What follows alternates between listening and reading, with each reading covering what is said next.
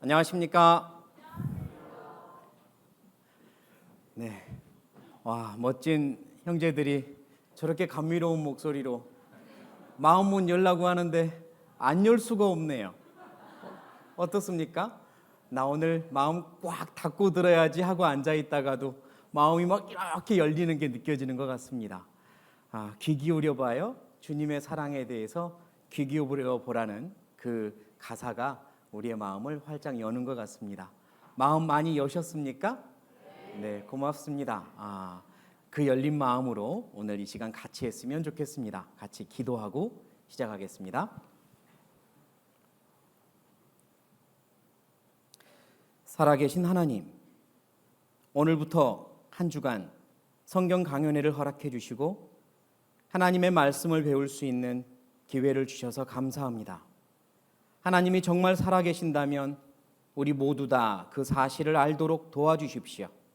하나님이 우리를 사랑하신다면 그 사랑이 무엇인지, 얼마나 사랑하시는지 깨달아 알도록 도와주십시오. 우리 모두의 마음을 활짝 열어주시고 아무런 방해받지 않도록 지켜주십시오. 처음부터 끝까지 하나님께 부탁드립니다. 우리에게 하나님의 큰 은혜와 축복을 부어주십시오. 모든 걸 부탁드리며 예수님의 이름으로 기도드립니다. 아멘. 네, 다시 한번 인사드리겠습니다. 안녕하십니까? 네, 오늘부터 한 주간 여러분과 함께 하나님의 말씀을 나눠보려고 하는데요. 아마 이 시간 이 자리에 오신 분들 중에 나 오늘 시간이 남는데 뭐 할까? 에이, 교회나 가자 이래서 오신 분들 없을 겁니다. 오늘 할 일도 없는데 그래 가자 해서 오신 분들 없을 거라 믿습니다. 시간 없고 할 일도 있는데 또 피곤하기도 할 텐데 그래도 약속한 게 있어서 또는 한번 꼭 가봐야 되겠다고 마음을 드셔서 오셨을 거라 믿습니다. 여러분들이 내주신 시간이 너무 귀하다는 거 잘 압니다. 1분 1초가 너무 귀하다는 거 잘 압니다. 그 시간 내서 이 자리까지 오셨는데요. 여러분이 내주신 이 귀한 시간을 그냥 허망하게 흘러가게 만든다면 그건 전적으로 제 잘못입니다. 여러분이 시간을 내주셔서 앉아 계시는데 제가 그렇게 만들면 안 되죠. 여러분의 이 시간이 정말 값어치 있도록 후회 없도록 최선을 다하겠습니다. 그러니 여러분들께서도 이왕 이 자리에 오셨으니까 무엇 열고요? 마음 열고. 무엇 열고요? 마음 열고 한번 들어주십시오. 시간아 흘러가라, 버티다 가자 이렇게 마음 닫고 계시면 저도 손해고 여러분도 손해입니다. 귀한 시간 내서 오셨는데 그럴 필요 없잖아요. 그래, 무슨 말 하나 한번 들어보자 이런 마음이시면 되거든요. 마음 여는 방법 어렵지 않습니다. 한번 따라해 주시기 바랍니다. 따라해 주세요. 그래, 무슨 말 하나 들어보자. 그럼 됩니다. 어렵습니까? 무슨 말 하나 들어보자. 그럼 되거든요. 그 마음으로 들어주세요. 그리고 차라리요, 마음을 꽉 닫고 시간아 흘러가라 그런 마음보다는 내 다 들어보고 별것 없으면 가만 안 둬. 내 멱살이라도 잡을 거야. 이 마음이 훨씬 좋습니다. 차라리 그 마음 가져주세요. 2시간 정도, 2시간보다 못하게 할 건데요. 다 들어보고 별거 없으면 내가 저 강사 멱살이라도 잡을 거야. 이런 마음이 훨씬 나으니까 닫지 말고 열고 들어보십시오. 가능하시겠습니까? 예, 부탁드리겠습니다. 자, 마음을 여셨나 제가 한 가지 테스트를 해볼까요? 저처럼 아무 손이나 이렇게 올려보시겠습니까? 다들 마음 열고 따라주시네요. 손바닥 한번 보세요. 손바닥 깨끗합니까? 깨끗해요. 자, 그럼 핥아보겠습니다. 아무도 안 하시는데요. 깨끗하다면서요. 깨끗하지만 그 정도는 아닙니다 이런 뜻이잖아요. 핥지 못한 이유는 깨끗하지만 그 정도는 아니죠.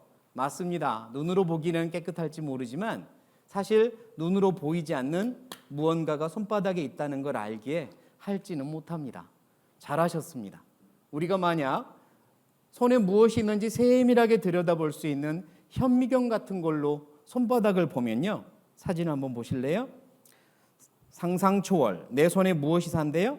세균이 산답니다. 현미경으로 관찰해 봤더니 대표적으로 이런 세균들이 손에 드글드글합니다.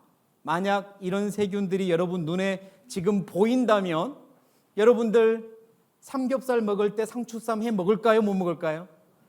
못 먹습니다. 여기다가 상추를 올려놓지 못해요. 보이지 않으니까 먹는 거죠. 맞습니다. 세상에는요, 보이지 않는 게 많이 있습니다. 그런데 보이지 않지만 정말 중요한 것도 많이 있습니다. 우리가 코로나 시대를 겪고 나서 확실하게 알게 된 것 한 가지는 보이지 않는 미생물 바이러스가 얼마나 중요하고 치명적인지도 알게 되었습니다. 맞아요. 세상에는 보이지 않지만 중요한 게 많이 있습니다.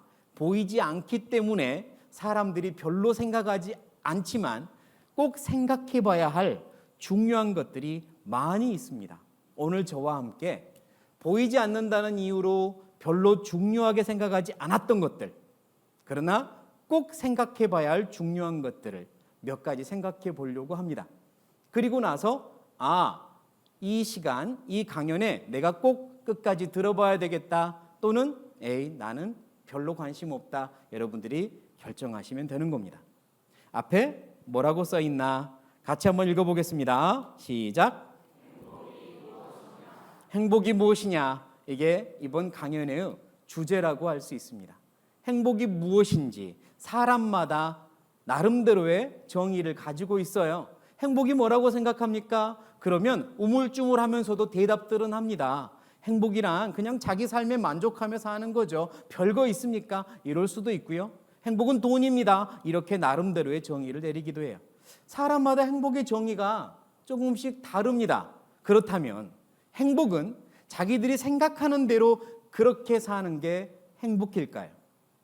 저는 여러분 모두가 진짜 행복했으면 좋겠습니다.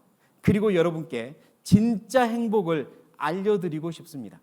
진짜 행복이 있다면 무엇인지 알려드리고 싶거든요. 저와 함께 같이 생각해 보시고 정말 그런지 안 그런지는 여러분들이 판단하시면 됩니다. 좋은 마음으로 들어보십시오. 진짜 행복이 무엇인지 이 시간 그리고 이 한 주 동안 같이 찾아볼 거니까요. 진짜 행복이 뭔지 알기 위해 제가 뉴스 하나 먼저 보여드릴게요. 뉴스입니다. 어떤 내용인지 보시기 바래요. 다른 혈액형끼리는 수혈을 할 수 없죠.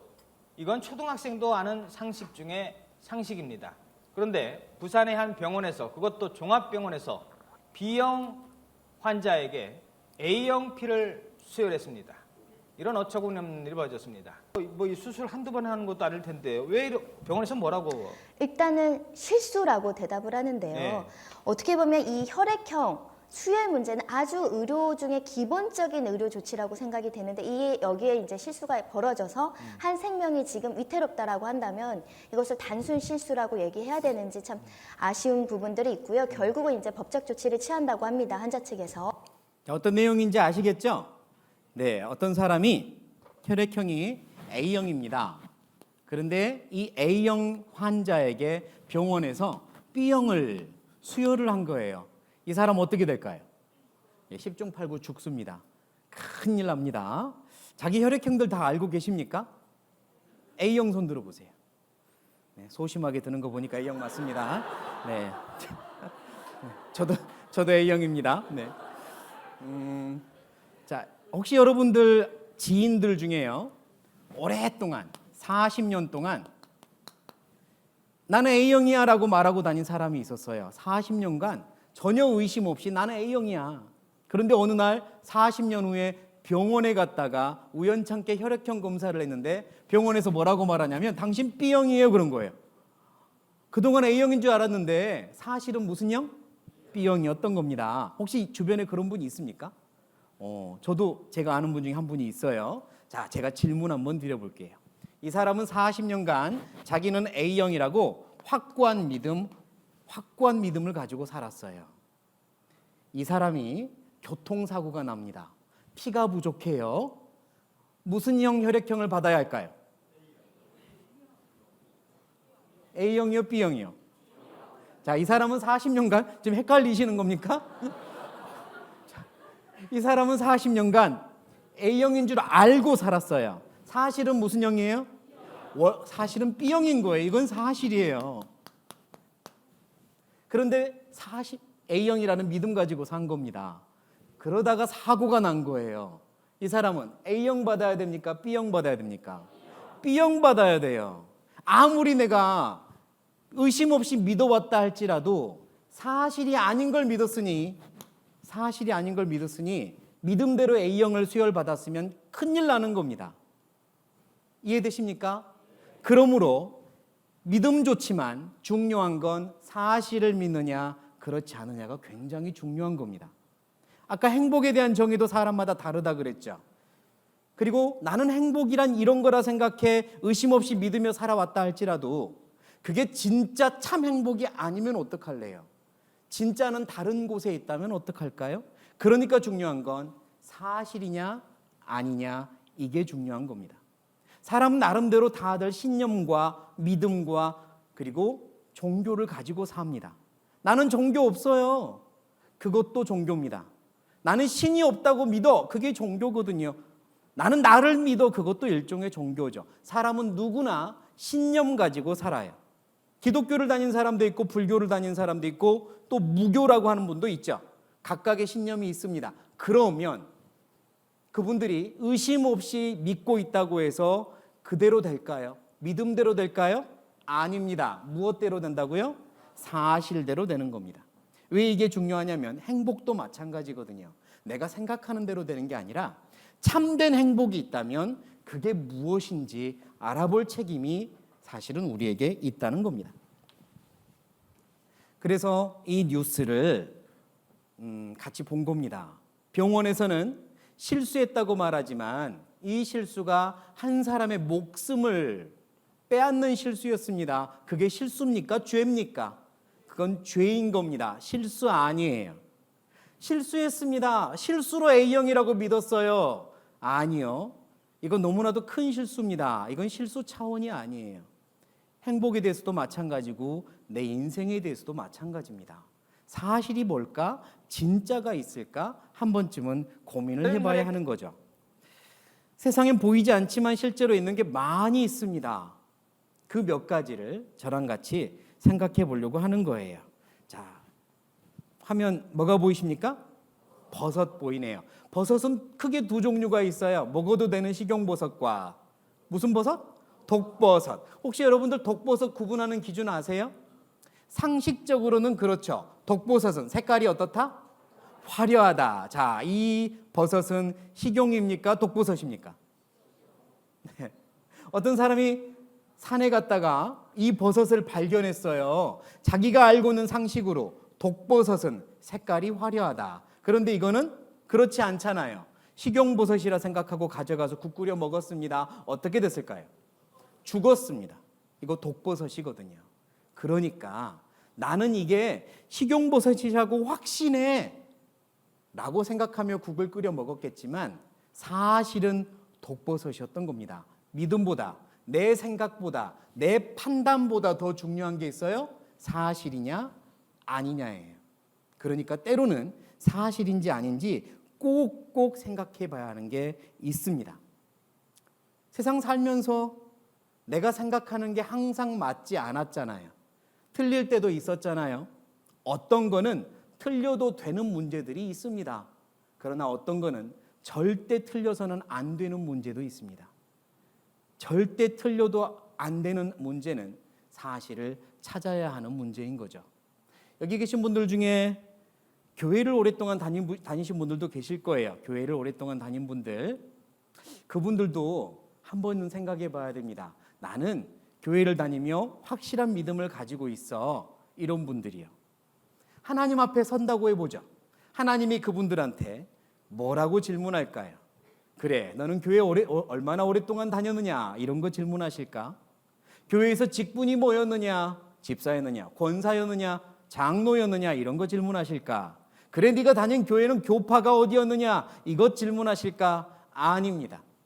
하나님이 무엇을 질문하시냐면 그래, 너는 나와 함께 천국에서 살 만큼 충분히 준비해서 왔느냐? 이거 질문하십니다. 너는 충분하냐? 이렇게 질문하실 거예요. 내 나라 천국에서 살 만큼 충분하냐? 교회를 오랫동안 다니셨던 분들 스스로에게 꼭 질문해 보셔야 됩니다. 나는 충분한가? 그렇지 않은가? 나 충분하다고 말할 수는 없지만 그래도 조금만 더 하면 되지 않을까? 이 정도면 봐주지 않으실까? 혹시 그런 마음이시라면 저와 함께 일주일 하나님의 말씀을 자세히 다시 한번 배워보시죠. 왜냐하면 충분합니다. 예, 저는 충분합니다. 라고 대답하는 게 정답이거든요. 또 한 번도 하나님에 대해서 들어보지도 않았고 교회를 한 번도 가보지 않은 분들도 저와 함께 한 주간만 마음 열고 들어보십시오. 그러면 누구든지 제가 꼭 전해드리고 싶은 참된 행복을 발견할 것입니다. 절대로 후회하지 않을 겁니다. 여러분 인생에 가장 값진 한 주가 될 거라고 확신합니다. 그러니 속는 셈 치고라도 마음 열고 들어보십시오. 우리가 보지 못하는 것들 중에 중요한 게 많이 있다고 했죠? 그 중에 한 가지가 이겁니다. 화면에 뭐라고 써 있습니까? 양심이요. 양심 보신 분 있습니까? 양심 본 분은 없습니다. 그러나 다들 양심은 있다고 믿죠. 사람에게 누구나 양심이 있습니다. 보이진 않지만 있어요. 양심의 뜻이 뭘까? 한자어로 보니까 어질고 곧은 마음이래요. 영어로 보니 좀 더 분명해집니다. 영어는 conscience 그러는데요. 두 개의 단어가 합해졌어요. 앞에 있는 CON은 누구나라는 뜻이고 뒤에 있는 단어는 science입니다. science 들어보셨죠? 무슨 뜻? 예, 아는 것, 과학 지식이란 뜻이에요. 그러니까 conscience, 양심의 의미는 누구나 가지고 있는 지식, 그게 양심입니다. 누구나 가지고 있는 지식이에요. 뭐 배웠든 배우지 않았든 이 나라에서 살든 저 나라에서 살든 어린아이든 어른이든 누구나 똑같이 알고 있는 지식, 그걸 양심이라고 그럽니다. 예를 들면 이런 거예요. 산에 올라갔는데요, 한 어린아이가 아장아장 걸어가더니 낭떠러지를 향해서 걸어가고 있습니다. 낭떠러지를 향해 걸어가요. 보고 있는 사람은 어떻게 해야 됩니까? 어떻게 되나 보자 하고 구경하는 사람이 있어요, 없어요? 없어요. 아무리 악한 사람도 그렇게 하지 않습니다. 가서 잡아요. 왜냐하면 그게 양심이거든요. 어린아이가 떨어지려고 하면 잡아줘야 한다. 그게 양심입니다. 그게 누구나 알고 있는 지식이라는 거죠. 자, 우리에겐 양심이 있어요. 양심 가지고 몇 가지 같이 생각을 해볼 게 있습니다. 양심 가지고. 영수라는 아이가 있습니다. 영수는 유치원에 다니는 남자아이예요. 영수는 시골에 할머니가 계시는데요, 시골 할머니를 참 좋아합니다. 시골 할머니가 놀러 오시면 영수를 얼마나 예뻐하는지 시골 할머니 오는 날은 참 좋은 날이에요. 어느 날 할머니가 오셨고 영수는 할머니랑 재밌게 시간 보내고 있습니다. 그날 영수의 유치원 친구인 철수가 영수야 놀자 하고 집에 왔다가 영수가 누구랑 있어요? 할머니랑 있는 걸 보고 오늘은 안 되겠네, 다음에 놀자 하고 헤어졌어요. 여기까지 이해되셨습니까? 안 됐으면 다시 해야 돼요. 이해되셨죠? 좋습니다. 헤어졌어요. 일주일이 지납니다. 일주일이 지났습니다. 철수가 영수를 만나 다시 물어요. 영수야, 너 그때 할머니랑 같이 있었잖아. 할머니 지금 어디 계셔? 그랬더니 영수하는 말, 우리 할머니 돌아가셨어. 태연하게 우리 할머니 돌아가셨어 이랬어요. 그런데 그 말을 들은 철수는요, 깜짝 놀랍니다. 할머니 돌아가셨다고? 이런 거예요. 아니 왜 영수는 태연히 말했는데 철수는 깜짝 놀랐을까요? 둘이 의미하는 바가 조금 달랐습니다. 영수는 돌아가셨어 앞에 어디로가 빠진 거예요? 시골로, 집으로. 맞아요. 집으로가 빠진 거예요. 돌아갔다는 말의 의미는 왔던 대로 가는 거잖아요. 맞습니까? 여러분 이 시간 끝나면 다 돌아가실 거죠? 집으로 가셔야 됩니다. 네, 맞아요. 돌아간다는 말은 왔던 대로 가는 거거든요. 영수는 집으로 돌아가셨어 이 뜻이었는데 철수는 깜짝 놀란 거예요. 돌아가셨어를 두 글자로 무엇으로 알아들었으니까요? 죽음, 사망으로 알아들은 겁니다. 그럼 생각해 볼 게 있어요. 아니 왜 사람이 죽으시면 시신이 여기 누워 계시는데 여기 계신 분을 향해서 돌아가셨다고 말할까요? 우리가 알고 있는 돌아가셨다의 의미는 왔던 대로 가는 겁니다. 그런데 분명히 할머니 여기 계세요. 시신 여기 누워 계세요. 어제까지 나랑 같이 놀던 할머니예요. 그런데 여기 계신 할머니 보고 돌아가셨대요. 이거는요, 몸은 여기 있지만 돌아가는 또 다른 존재를 인정하지 않으면 생길 수 없는 말입니다. 이게 우리 모두의 양심에 다 충돌하지 않고 쓰고 있잖아요. 여러분, 돌아가셨다는 말을 죽음으로 쓸 때요, 양심에서 충돌하던가요? 아니에요. 여러분, 양심에서 충돌한 적 없어요. 그냥 씁니다. 왜냐? 우리의 양심은 몸과 영혼이 따로 있고 죽음 후에 어디론가 돌아가는 영혼이 있다는 걸 인정하는 게 아닐까요? 장례식장에 가면요, 이런 것들을 자주 봅니다. 이걸 뭐라 그래요? 네, 뭐 국화 이제 화분이 있습니다. 그리고 리본에 뭐라고 써 있습니까? 삼가 고인의 무엇을? 명복을 빕니다. 이렇게 쓰죠. 뭐 누군가가 슬픈 이별을, 슬픈 죽음을 맞이하면 댓글로도 씁니다. 고인의 명복을 빕니다. 그런데 여러분, 명복을 빈다는 의미가 무엇인지 알고 쓸까요? 명복이 무슨 뜻일까요? 명복, 한자어인데요, 어두울 명자, 복복자 합해가지고 어두운 복이네요. 그런데 이게 명복이 한 단어가 돼가지고 다른 의미가 된 겁니다. 따라해 보시겠습니까? 저 세상에서 누리는 복. 그게 뭐래요? 그게 명복이란 뜻입니다. 사전 찾아보세요. 명복은 어디서 누리는 복? 저 세상에서 누리는 복. 그게 장례식장에서 누구나 쓰는 말입니다. 풀었으면 이래요. 삼가 조심스럽게 말씀드리는데, 고인, 돌아가신 분이 저 세상에서 복 받고 있길 바랍니다. 이렇게 비는 거예요. 양심에 충돌 없었잖아요. 왜 우리는 이런 말을 쓸까요? 죽음 후로 다 끝났다고 생각한다면 이런 말을 쓸 리가 없잖아요. 저 세상에서 복 받길 바랍니다. 또 이런 말도 생각해 보죠. 어느 날 할아버지께서 길을 걸어가다가 갑자기 쓰러지셨고요. 구급차에 실려서 병원 중환자실로 들어가십니다. 그리고 위급한 수술을 받으세요. 가족들은 연락을 받고 중환자실에 다 몰려들었습니다. 그리고 끝나기를 기다리고 있어요. 한참 후에 의사 선생님이 나와서 마스크를 벗으며 하는 말, 죄송합니다. 최선을 다했는데 그만 무엇을 거두셨습니다. 이랬어요. 가로에 들어갈 말은 좋습니다. 숨을 거두셨습니다. 이 말을 했더니 다들 엉엉 울기 시작합니다. 두 글자로 무슨 의미니까요? 죽음을 의미하니까요. 그럼 이 말도 생각을 좀 해보죠. 밖에 비가 오려고 합니다. 그래서 엄마가 딸인 영희를 시켜요. 영희야, 빨리 밖에 나가서 빨래 걷어라 그랬어요. 그래서 영희가 네 하고 가서 빨래를 걷어왔습니다. 빨래는 누가 걷어왔죠? 영희가. 거둔다는 말은 뜻은요, 둔 것을 가져오는 거예요. 그게 거두는 겁니다. 영희가 빨래를 걷어오지 않으면 그 빨래는 거기 그대로 널려 있는 거죠. 빨래는 영희가 거두었습니다. 질문 드리죠. 할아버지의 숨은 누가 거두었을까요? 1번 의사 선생님, 큰일 날 소리. 2번 할아버지 자기 자신, 그럼 세상에 죽을 사람 없어요. 3번 숨을 주신 분. 여러분의 양심은 무엇이 답인 것 같습니까? 강제하진 않겠습니다. 그러나 우리는요, 이 말도 양심에 충돌 없이 그냥 써요. 숨을 거두어간 분이 있다고 써온 거예요.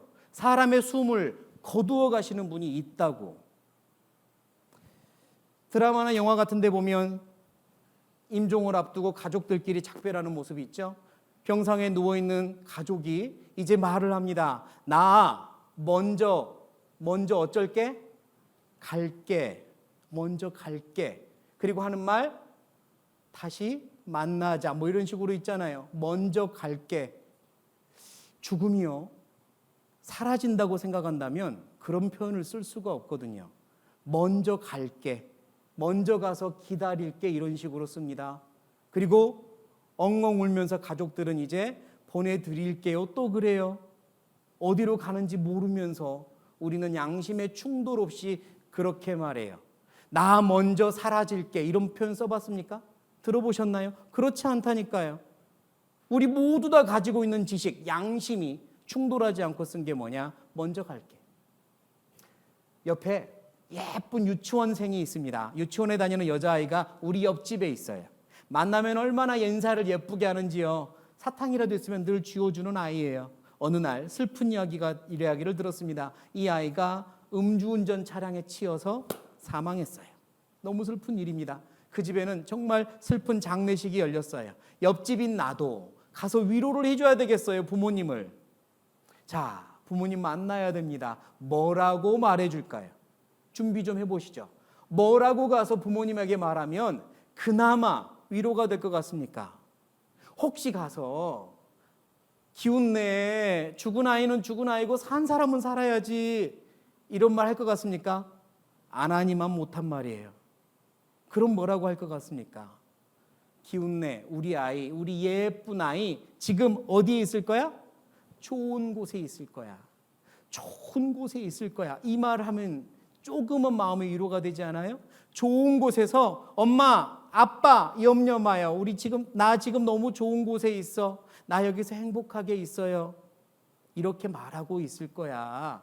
그나마 이렇게 말하면 조금 위로가 됩니다. 왜냐? 그게 양심의 충돌이 안 되니까요. 슬픈 참사, 무슨 사고로 많은 사람들이 돌아가시는 슬픈 참사가 있고 나면 가족들은 거기에다가 그들에게 바치는 손편지를 써가지고 붙이곤 하죠. 어떤 참사 현장에 손편지를 모아보았습니다. 대부분 내용이 이랬어요. 할머니, 할아버지 사랑해요. 할아버지 어디 가세요? 좋은 곳으로 가세요. 언니, 너무 예쁜 언니, 그곳에서도 아름다움 간직하세요. 언니, 그곳에서 더 예쁘고 건강하게. 멋진 내 언니 사랑해. 언니 딸 걱정하지 마. 내가 끝까지 책임질게. 언니는 어디서?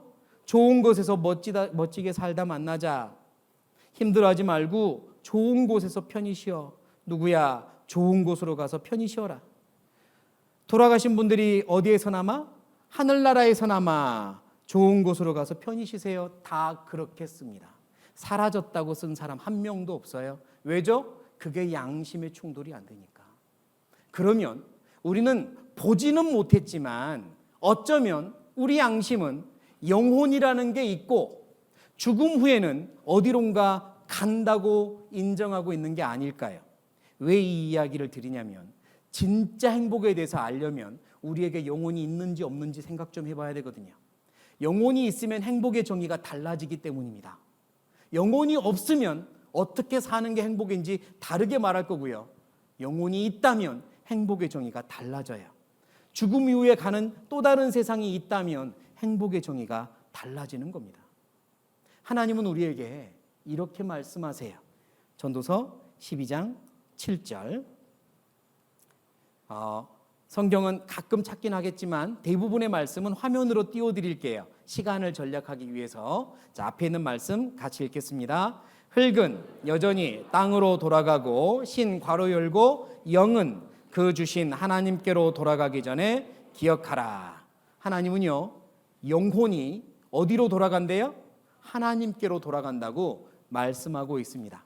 성경이 사실인지 아닌지는 앞으로 계속 확인해 봐야 될 문제고, 성경은 영혼은 하나님께로 돌아간대요.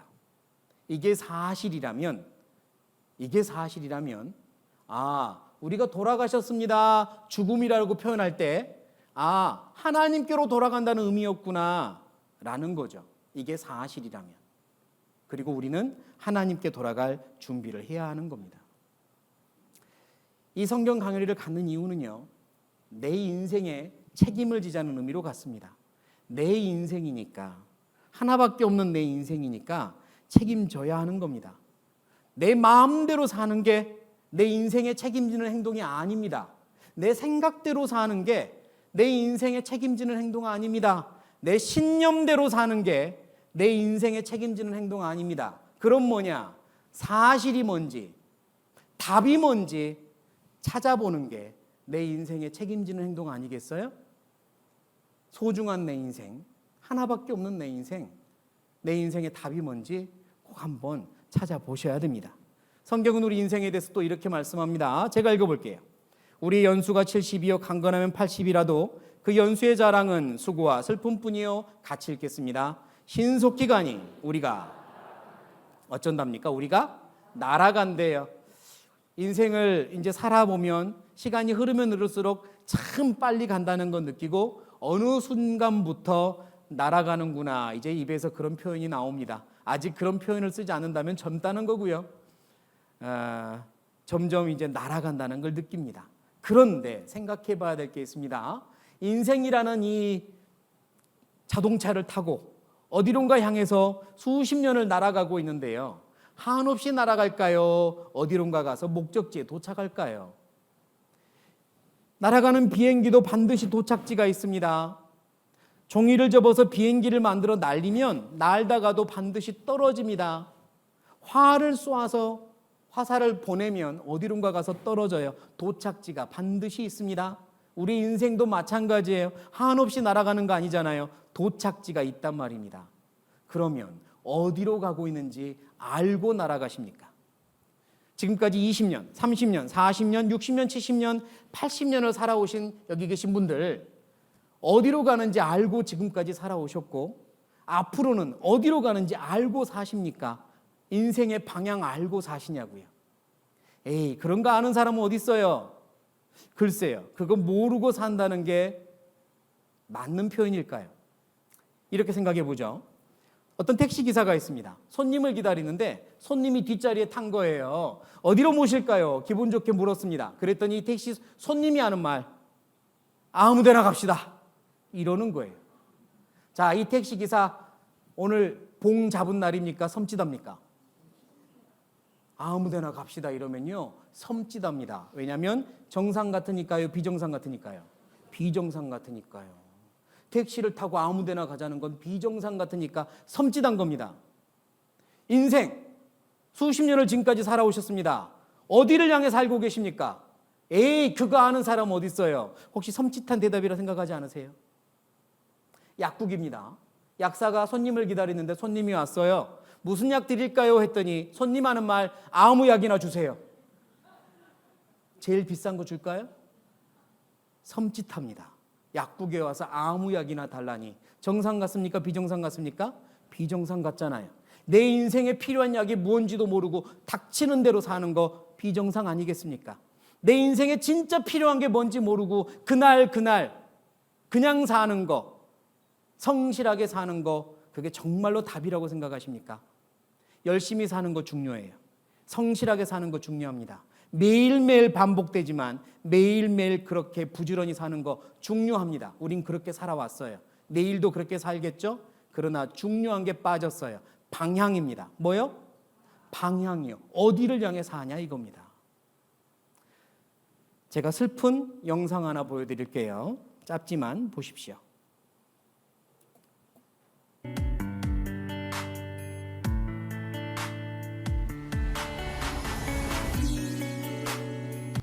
자, 이를 어째요? 자, 지금 이 개구리 열심히 뛰고 있습니까? 대충 뛰고 있습니까? 열심히 필사적으로 뛰고 있어요. 하루 종일 뛰면서 죽을 때까지 이렇게 뛸지도 몰라요. 그런데 열심히 뛰고 있는 건 좋아요. 무엇이 잘못됐죠? 방향이 잘못됐습니다. 이건 안타까운 거예요. 나도 지금까지 열심히 살아왔죠? 앞으로도 열심히 살 거잖아요. 그런데 생각해 보십시오. 올바른 방향으로 살고 있나? 정말로. 또 다른 진짜 더 멋지고 행복한 방향이 있다면 어쩔 겁니까? 그래서 이 시간을 준비한 겁니다. 사람이라면 개구리가 아니기 때문에 무엇을 위해 사는지, 어디를 향해 사는지, 내 인생의 목적이 무엇인지는 알고 살아야 하지 않겠습니까? 제가 영상 하나 보여드릴게요. 어떤 유튜브에서 편집한 영상인데요. 한 유튜버가 지나가는 사람들 붙잡고 질문을 하나 합니다. 뭐라고 질문하냐면 왜 사세요? 라고 질문했어요. 다른 의미로는 당신의 삶의 방향은 뭐예요? 무엇을 위해 사세요? 라고 물어본 거죠. 황당한 질문입니까? 중요한 질문입니까? 중요한 질문이에요. 그거 황당한 질문 아니거든요. 왜 사십니까? 삶의 방향이 어디입니까? 물어본 거예요. 자, 여러분들이 이 질문을 받으면 나는 뭐라고 대답할까 생각하시면서 이들의 대답도 한번 들어보시기 바랍니다. 왜 살아요? 그러게요. 저는 잘 모르겠는데. 왜 살아요?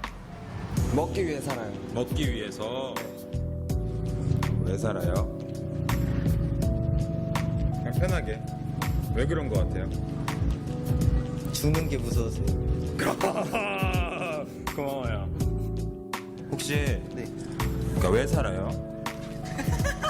먹고 살려고. 먹고 살려고. 네. 혹시 왜 살아요?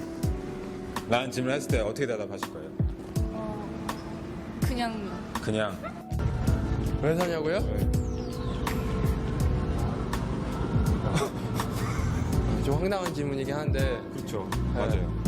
잘 먹고 잘 살려고? 고맙습니다. 저는 이제 질문을 끝나고 이제 집에 도착했습니다. 보통의 오늘 친구들이 먹고 살려고 그냥 산다고 하네요. 여러분들은 어떠신가요?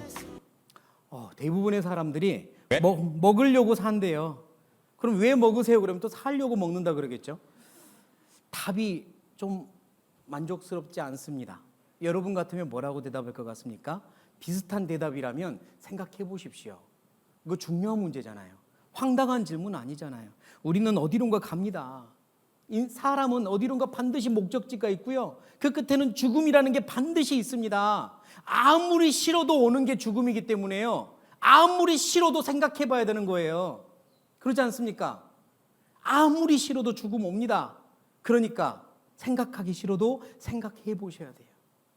청년 남자들 군대 영장 반드시 오죠. 아무리 싫어도 와요. 그러니까 영장 오기 전에 생각하셔야 돼요. 입대할 건지 도망갈 건지.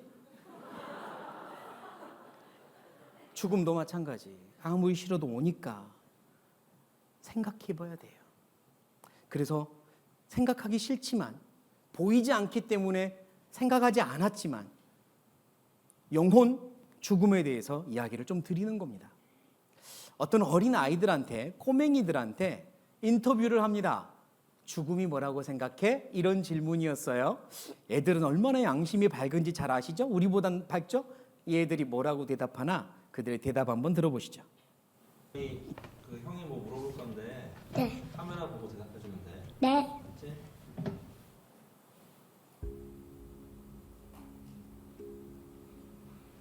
죽음이란 뭘까?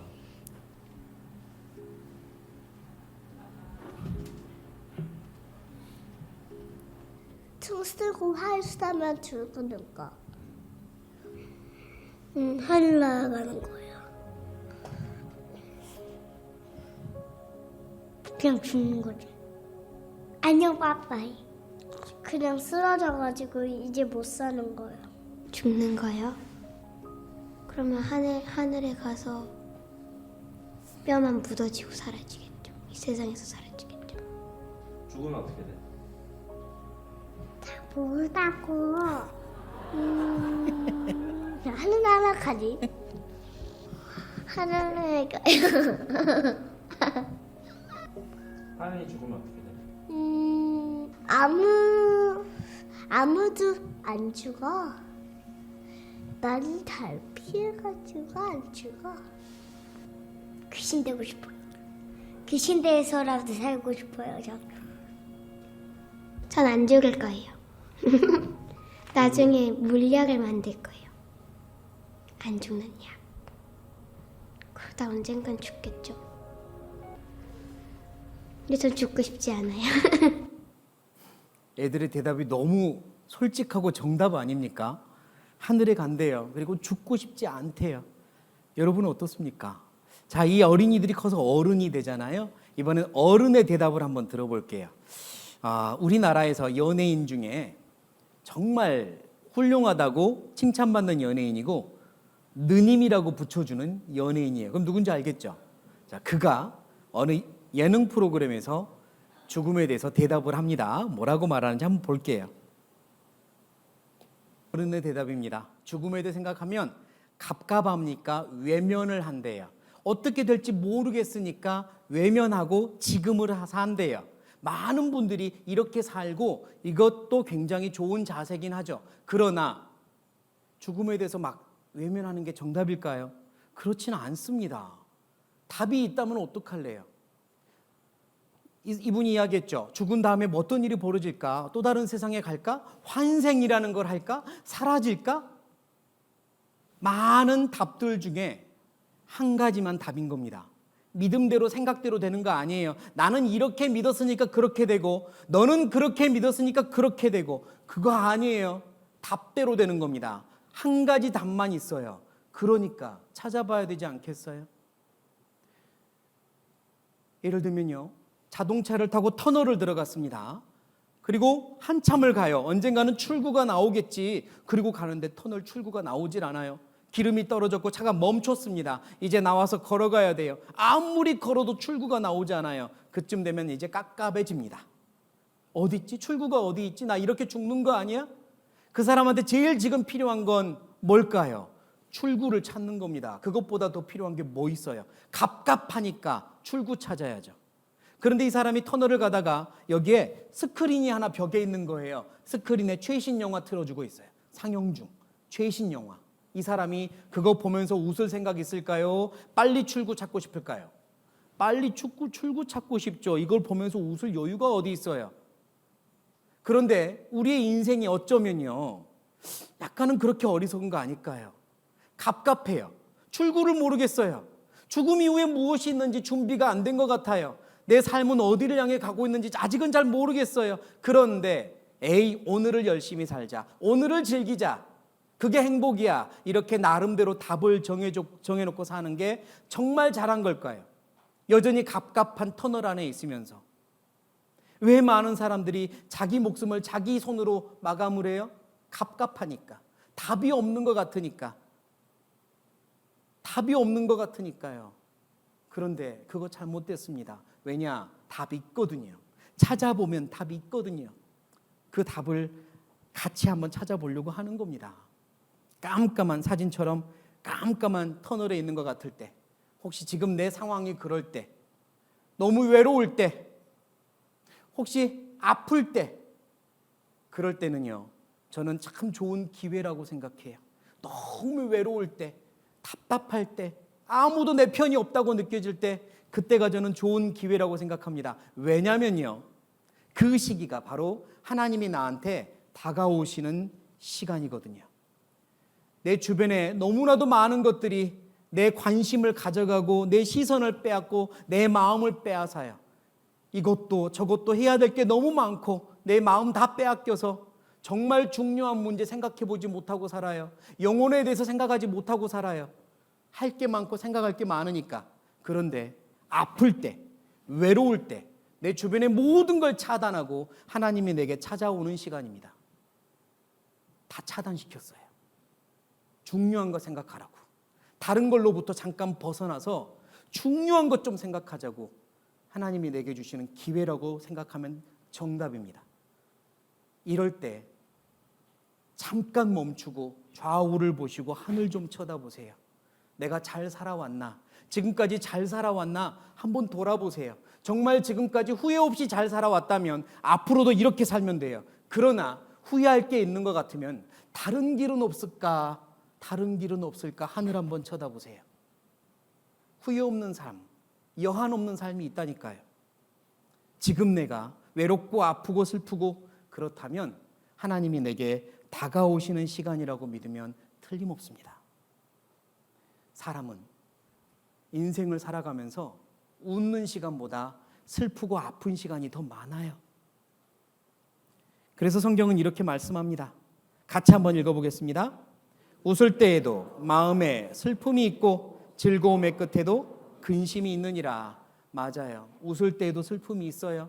즐거움의 끝에도 근심이 있습니다. 우리는요, 잠깐 좋은 일 생기면 너무 좋다, 행복하다 그렇게 말하지만 또 알고 있는 게 있어요. 이거 머지않아 끝나고 슬픔 찾아온다. 그게 인생이다. 그래서 어떤 말이 내 입에서 저절로 나오냐면 너무 좋을 때, 이대로 시간이 어쨌으면 좋겠다? 멈추었으면 좋겠다. 그런 말이 나와요. 왜? 시간이 흘러가면 행복이 지속되는 게 아니라 어느 순간 즐거움이 끝나고 힘들고 슬픈 일이 또 찾아온다는 걸 알기 때문에, 그게 인생이라는 거 알기 때문에 이대로 시간이 멈췄으면 좋겠다 생각하죠. 그러나 그거 불가능하잖아요. 제가 성경을 배우며 알았어요. 그게 가능하구나. 천국이 그런 곳이구나. 내 인생을 살면서 가장 즐겁고 행복했던 시간들, 순간들을 싹 모은 다음에 그 순간이 영원히 계속되는 곳이 천국입니다. 천국은 시간이 흘러가지 않아요. 영원한 곳입니다. 가장 행복한 순간들을 합해서 영원히 계속되는 곳, 그곳이 천국이에요. 지옥은 반대죠. 가장 슬프고 힘들고 고통스러운 모든 것들을 합해서 영원히 계속되는 곳이 지옥입니다. 정말로 천국이 있다면 우린 그곳에 가야 돼요. 그러지 않겠습니까? 외면할 문제가 아니란 말입니다. 그래서 혹자는 인생을 이렇게도 사진으로 표현을 했어요.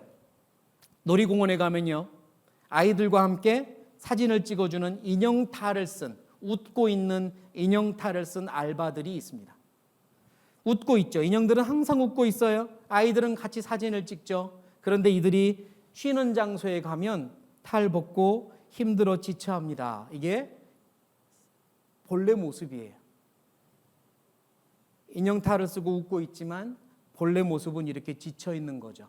인생은 마치 가면을 쓰고 웃고 있는 것과 같아요. 가면을 쓰고 하루를 사는 것 같은 느낌 다들 받아보셨죠? 내 진심은 그게 아닌데, 내 속은 지금 말이 아닌데 가면 쓰고 있을 때가 많잖아요. 그게 정말 인생일까요? 그게 인생의 전부일까요? 그렇게 살다가 죽으면 정말 끝일까요? 그게 인생이면 너무 슬픈 거 아니에요? 상처받아도 아프다고 말도 못하고, 억울해도 억울한 거 풀지도 못하고, 그렇게 가면 쓰고 살다가 끝나는 거, 그게 인생이면 너무 슬픈 거 아닙니까? 그렇지 않습니다. 천국 있습니다. 있어야만 해요. 지옥 있습니다. 있어야만 합니다. 세상에 억울한 사람들 너무 많고 다른 사람들을 억울하게 하는 사람 너무 많아요. 천국 있어야 되고 지옥 있어야 합니다. 단 지금 이 세상은 하나님이 심판하는 순간들이 아니라 기회를 주는 순간들이라 아무리 악한 사람들도 심판하지 않고 있는 겁니다. 신이 있다면 왜 저렇게 악한 사람들이 잘 돼요? 신이 쓰십니다. 이 세상을 떠난 후에 그들의 모든 행위에 대해서 심판하실 거예요. 이 세상은 살아있는 동안은 기회를 부여받는 순간들이에요. 우리도 그렇고 모든 사람이 그래요. 그러나 하나님 앞에 서면 심판이 있습니다. 천국이 있습니다. 있어야만 합니다. 지옥이 있습니다. 있어야만 해요. 정말 그런지 안 그런지도 외면하지 마시고 살펴보자는 이야기입니다. 지금까지 생각해보지 않았어도 괜찮으니까 살펴보자는 이야기입니다. 누가 인생을 이렇게 그렸어요. 너무 잘 그린 것 같아요. 열심히 노력을 하거든요. 열심히 물을 부으려고 노력을 해요. 여러 가지 방법으로 행복을 찾아서 노력을 해요. 그런데 안 돼요. 왜? 깨져 있거든요. 인생이 꼭 깨진 독에 물 붓는 것 같아요. 아무리 맛있는 걸 먹어도 허무하고요. 아무리 즐거운 걸 경험해도 허무해요. 어린 아이들보다 어른들이 허무한 감정이 더 많아요. 왜 그렇죠? 먹기도 더 많이 먹어보셨을 거고, 어디 가보기도 더 많이 가봤을 거고, 경험도 더 많이 했을 텐데 왜 어른들이 더 허무할까요? 더 많이 해봤으니까요. 더 많이 노력했는데 안 되니까요. 그래서 허무해요. 내 인생인데 내 마음대로 안 돼요. 참 이상하죠. 내 인생인데 왜 내 마음대로 안 돼요? 저는 그 답을 이렇게 찾았습니다. 내 인생인데 내 마음대로 안 되는 이유는 내 인생에 간섭하는 분이 계시기 때문입니다. 내 인생에 간섭하는 분이 있어요. 그분이 나를 창조한 하나님이라고 저는 말씀드리고 싶고, 강요하는 거 아닙니다. 계속 생각해 보자는 겁니다. 간섭하는 분이 있어요. 그래서 내 마음대로 안 돼요. 그럼 왜 간섭하시느냐? 왜 간섭하냐면 영혼이 있다. 영원한 세상이 있다. 사는 동안 그거 잊어버리지 말고 준비하라고 간섭하는 겁니다. 그러니까요. 내 인생인데 내 마음대로 안 된다는 걸 깨달았다면 둘 중에 하나 선택하셔야 돼요. 내 인생에 간섭하는 분의 손을 계속 뿌리치든가 아니면 그분의 손을 잡든가 둘 중에 하나 선택하셔야 돼요. 내 인생에 간섭하는 분 하나님이 계십니다. 자, 여러분이 집에 청소를 하다가요, 쓰레기통을 버리려고 하는데 글쎄 쓰레기통 안에 이런 게 있습니다. 어떻게 할 것 같아요? 사진 보시죠. 자, 쓰레기통 안에 이런 게 있어요. 여러분은 어떻게 할 겁니까? 1번 그냥 버린다. 2번 위에 있는 돈을 짚는다. 3번 쓰레기통 바닥까지 뒤진다. 몇 번? 3번. 바닥은 왜 뒤져요? 혹시나 해서. 예, 좋습니다. 이 1,000원짜리를 돈인지를 모르고 가치를 모르고 누군가 구겨서 버린 거예요. 그러나 얼마짜리예요? 그래도 1,000원짜리입니다. 가치를 아는 사람들은 반드시 집을 거예요. 여러분이 길을 걸어가는데요, 5만 원짜리가 떨어져 있어요, 바닥에. 제일 먼저 뭐 해야 되죠? 두리번 버려가다가는 놓쳐요. 밟는다가 1번. 먼저 밟아야 돼요. 그리고 나서 이제 주변을 보고 짚죠. 짚으려고 했는데요, 글쎄 누가 밟아가지고 발자국이 선명하게 나 있어요. 더럽게. 짚을래요? 지나갈래요? 그래도 짚습니까? 그래도 얼마짜리예요? 5만 원짜리. 또 짚으려고 봤는데요, 국이 구겨져 있어요. 이제 지나갈래요? 짚을래요? 그래도 짚습니까? 그럼 얼마짜리예요? 그래도 5만 원입니까? 또 짚으려고 봤는데 반쯤 찢어져 있습니다. 이번엔 어떡할래요? 그래도 짚습니까? 그래도 얼마짜리니까요? 5만 원짜리니까요. 맞아요. 그 가치를 아는 사람은 그걸 집어요. 5만 원의 가치를 아니까요. 내 인생이 그렇습니다. 살면서요, 사람들한테 밟혀요. 사람들 때문에 인생이 구겨져요.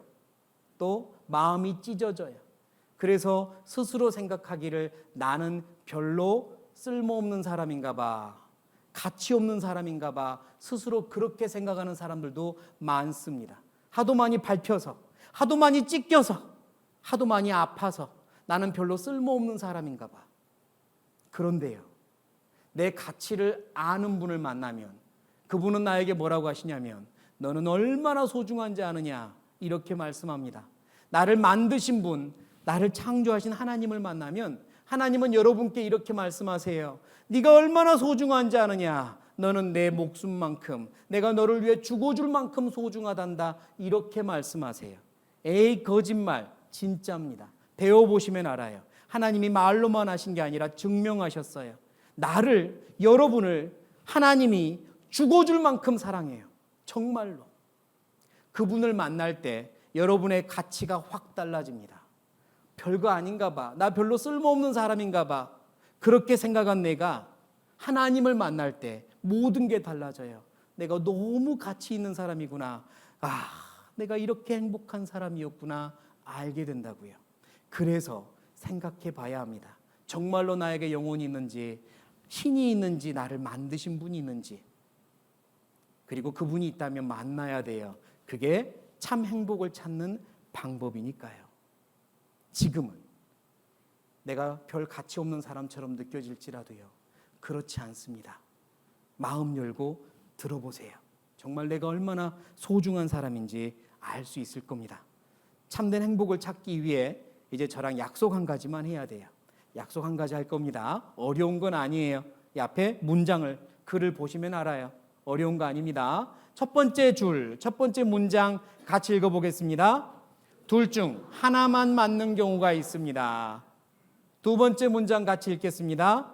반드시 맞는 선택을 해야 됩니다. 이거 약속하죠. 세상을 살다 보면 둘 중에 하나인 경우가 꼭 있어요. 1번 아니면 2번, 2번 아니면 1번인 경우예요. 둘 중에 하나가 맞아요. 다른 말로 하면 하나는 틀리다는 거죠. 그럴 때는 어떤 걸 선택해야 된다고요? 맞는 걸 선택해야 돼요. 에이, 나는 중간에 설 거야, 이런 거 없습니다. 중간에 서지 말라는 이야기입니다. 맞는 걸 선택하셔야 돼요. 내 인생에 대해 책임지는 방법이기도 해요. 코로나를 지나왔으니까 누구나 알 수 있는 내용. 다음 중 확진자는 누구입니까? 1번 양성 반응, 2번 음성 반응. 누가 확진자? 양성 반응이 확진자. 맞죠? 어떤 사람이요, 코로나 증상이 있어서 보건소 가서 검사를 받았습니다. 다음 날 결과를 알려준대요. 다음 날 초조한 마음으로 전화했습니다. 예, 어제 검사 받았는데요. 몇 번인데요. 저 결과 나왔습니까? 예, 나왔습니다. 저 어떻게 됐습니까? 그랬더니 거기서 뭐라고 하냐면 음성이 아닙니다. 그랬어요. 음성이 아니래요. 확진입니까? 아닙니까? 네? 어렵습니까? 음성이 아니래요. 그럼 뭐예요? 양성이잖아요. 확진이란 뜻이죠. 근데 음성이 아닙니다. 그랬더니 막 좋아해요. 왜 좋아하세요? 그랬더니 양성이란 말을 안 하셨잖아요. 그럼 틀린 거예요. 그렇죠? 둘 중에 하나가 맞는 경우는 이게 아니면 이거고 이게 아니면 이건 거예요. 가운데는 없다고요. 시험을 봐도 마찬가지입니다. 합격자 발표를 하는데 전화했어요. 저 수험번호 몇 번인데 어떻게 됐습니까? 그랬더니 예, 불합격이 아닙니다. 그랬어요. 그럼 뭐예요? 합격이고. 합격이 아닙니다. 그러면 불합격이죠. 근데 합격이 아닙니다. 그랬더니 합격이란 단어를 썼다고 좋아해요. 그러면 안 되는 거죠. 둘 중에 하나인 경우는 가운데는 없습니다. 가운데 없어요. 자, 이 질문에 대해서 마찬가지입니다. 신은 있을까요? 둘 중에 하나입니다. 있다 아니면 없다예요. 가운데 있습니까? 없습니까? 없습니다. 신은 있을까요? 둘 중에 하나입니다. 있거나 없거나 맞는 걸 선택하셔야 돼요. 영혼은 있을까요? 둘 중에 하나입니다. 있는 사람은 있고 없는 사람은 없고 가운데 없어요. 있거나 없거나 둘 중에 하나입니다. 죽음 후에는 어떻게 될까요? 사라지거나 또 다른 세상에 가거나 둘 중에 하나예요. 그렇죠? 가운데 없습니다. 자, 중요한 문제예요. 다른 사람의 문제일까요? 나의 문제일까요? 둘 중에 하나입니다. 이건 남의 문제 아니라 나의 문제예요. 나와 상관이 있는 문제입니다. 별로 상관이 없는 문제가 아니라 아주 중요하게 상관이 있는 문제입니다. 그래서 이 시간을 갖는 거예요. 그러니 마음 열고 들어보십시오.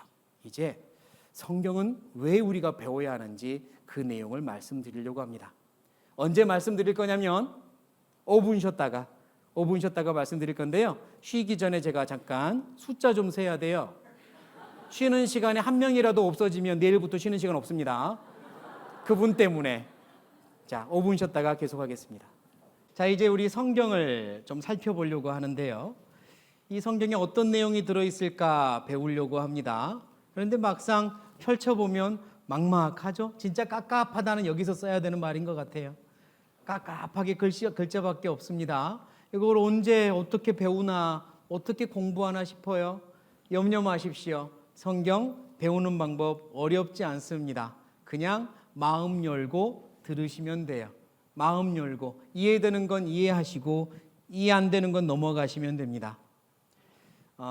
성경을 열어서 보여드리겠습니다. 제가 그러면 쉽게 확인할 수 있어요.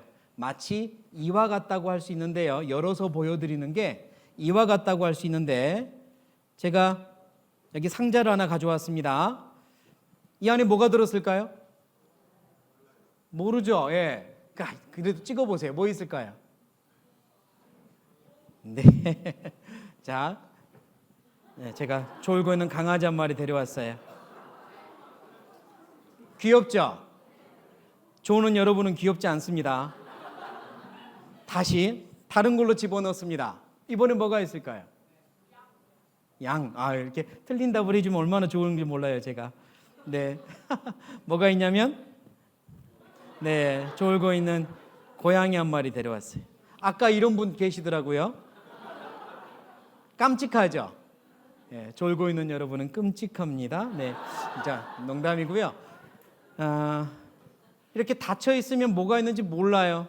그런데 열어서 보여드리면 뭐가 있는지 확실하게 보이잖아요. 성경도 마찬가지 열어서 보여드리겠습니다. 이 안에 무슨 내용이 있는지 여러분은 보시기만 하면 돼요. 마음만 있으시면 되니까요. 글자를 모르셔도 괜찮고 성경 한 번도 배워보지 않았어도 괜찮습니다. 마음만 있으시면 돼요. 가능하시겠습니까? 네, 그러면 열어서 보여드릴 겁니다. 일단 성경 맨 마지막 페이지로 먼저 가보겠습니다. 성경 맨 마지막 페이지.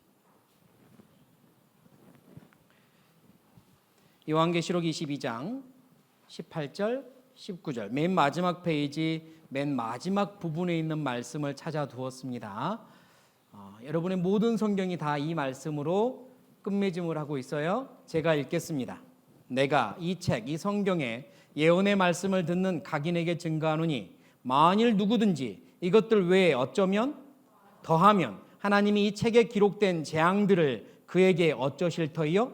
더하실 터이요. 만일 누구든지 이 책의 예언의 말씀에서 어쩌면 제하여 버리면 빼면 하나님이 이 책에 기록된 생명나무와 및 거룩한 성 천국입니다. 참여함을 어쩌시리라? 제하여 버리시리라. 어떤 내용이냐면 이 성경을 배우는 모든 사람들에게 경고한다. 경고의 메시지가 있습니다. 여기다가 자기 생각을 보태지 말아라. 성경 그대로 사실이라고 받아들여야지. 자기 생각 보태지 말아라. 그에게는 최고의 재앙을 보태주겠다. 성경의 최고의 재앙은 지옥이거든요. 자기 생각하고 맞지 않는다고 빼지 말아라. 에이, 이거는 내 생각에 맞지 않는 것 같아 라고 빼지 말아라. 그러면 천국에서 빼겠다 이랬습니다. 그러니까 성경은 처음부터 끝까지 단 하나도 빠짐없이 사실이니 인정하고 받아들여라는 경고죠. 만약에 그렇지 않으면 결단코 천국에 갈 수 없다라고 경고하고 있습니다. 그러니 성경은 둘 중에 하나인 거예요. 어떻게 둘 중에 하나냐면 사람이 지어낸 책 중에 제일 허무맹랑한 책, 가장 과장이 심한 책, 사람이 지어낸 책 1번 이거나 아니면 실제로 이렇게 말할 수 있는 하나님의 말씀, 하나님이 주신 책이거나 둘 중에 하나입니다. 중간 있어요, 없어요? 없습니다. 어떤 것은 하나님 말씀이고 어떤 것은 사람이 추가했고 그렇지 않아요. 성경은 그렇지 않습니다. 사람이 지어낸 책이거나 하나님의 말씀이거나 둘 중에 하나예요. 그러니까 여러분이 성경을 배우면서요, 와, 이건 정말 사람이 썼다고는 도무지 이해가 인정이 안 되는구나 이렇게 생각이 드신다면 누구의 말씀이라고요? 하나님 말씀이라고요. 그런데 꼭 가운데 서려고 그래요. 사람이 쓸 수는 없네. 하지만 하나님 말씀도 아닐 거야. 이러지 말라고요. 사람이 쓸 수 없는 책이면 하나님 말씀이니까. 하나님 말씀이 아니면 사람이 지어낸 책이니까 둘 중에 하나입니다. 성경은 이렇게 경고를 하고 있어요. 무시하면 안 됩니다. 우리는 세상을 살면서 수도 없이 많은 경고들을 접해왔고 그 경고들을 대부분 무시하지 않았기 때문에 이 자리에 이렇게 안전하게 있는 겁니다. 경고 무시하고 마음대로 살았으면 큰일 여러 번 났을 거예요. 예를 들어 볼까요? 운전을 하고 가는데 앞에 트럭이 있습니다. 트럭 위에는 큰 중장비 포크레인이 실려 있어요. 좀 위험해 보이죠? 그런데 뒤를 따라가는데요. 뒤에 이런 글자가 있습니다. 주의, 어쩐데요? 포크레인 가끔 떨어짐. 번호판은 보지 마세요. 자, 포크레인 가끔 떨어짐 이랬습니다. 여러분은 이걸 보면서 뒤 따라갈래요? 피해갈래요? 피해가죠. 맞아요. 포크레인이 떨어질 가능성은 매우 낮지만 만약 떨어지면 누구 손에? 내 손이니까 피해가요. 주의를 받아들인다고요. 경고를 받아들이고 피해간다고요. 그게 현명한 거니까. 어느 날 등산을 가는데요. 목이 너무 마릅니다. 물을 마시고 싶어. 이쯤 어디 약수터가 있으면 좋겠다 생각했는데 물 흐르는 소리가 들려요. 그래서 막 갔더니 약수터가 있습니다. 다행이다. 물 마시려고 봤는데 표지판이 있어요. 뭐라고 써있나 보세요. 끓여 드세요. 자, 나는 그냥 마신다. 안 마신다. 여러분 어떻게? 안 마십니다. 이유는 설명이 돼 있지 않아요. 왜 끓여 드시라고 했는지 이유는 없지만 이거 먹어서 탈라면 누구 손에? 내 손이니까 그냥 못 먹습니다. 경고를 받아들이죠. 이런 경고도 잘 받아들이잖아요. 주차난이 심하죠? 차 가지고 가면 주차할 곳이 없어요. 주차를 어딘가 해야 되는데요. 뺑글뺑글 마을을 돌면서 자리를 찾다가 비어있는 주차 공간 하나 찾았습니다. 주차하려고 봤더니 표지판 하나 있어요. 뭐라고 써있나 보세요. 노 파킹 차 작살. 주차할 것 같습니까? 안 할 것 같습니까? 안 합니다. 했다가 못이라도 긁어버리면 나만 손해니까. 그러니까 이런 경고도 받아들이잖아요. 그런데 희한하죠. 이런 경고는 잘 받아들이면서 하나님의 경고는 그냥 무시해요. 에이, 그런 게 어딨어? 이러고 덮어버린단 말이에요. 이건 하나님의 말씀이라고, 너의 생각과 다르다고 해서 포기하지 말라고 경고했음에도, 천국과 지옥이 있다고 경고했음에도 그런 게 어딨어라고 덮어버린단 말이에요. 아니, 다른 경고는 받아들이면서 왜 성경의 경고는 그렇게 쉽게 무시합니까? 둘 중에 하나인데요. 사실 아니면 거짓, 하나님 말씀 아니면 사람 지어낸 거예요. 그렇다고 해서 또 확신을 하는 것도 아니에요. 이게 정말로 하나님 말씀 아니라고 확신합니까? 이거 정말 사람이 지어냈다고 확신합니까? 그러면 확신은 또 안 해요. 아니, 그냥 나는 그럴 것 같아요. 이렇죠. 그건 확신이 아니잖아요.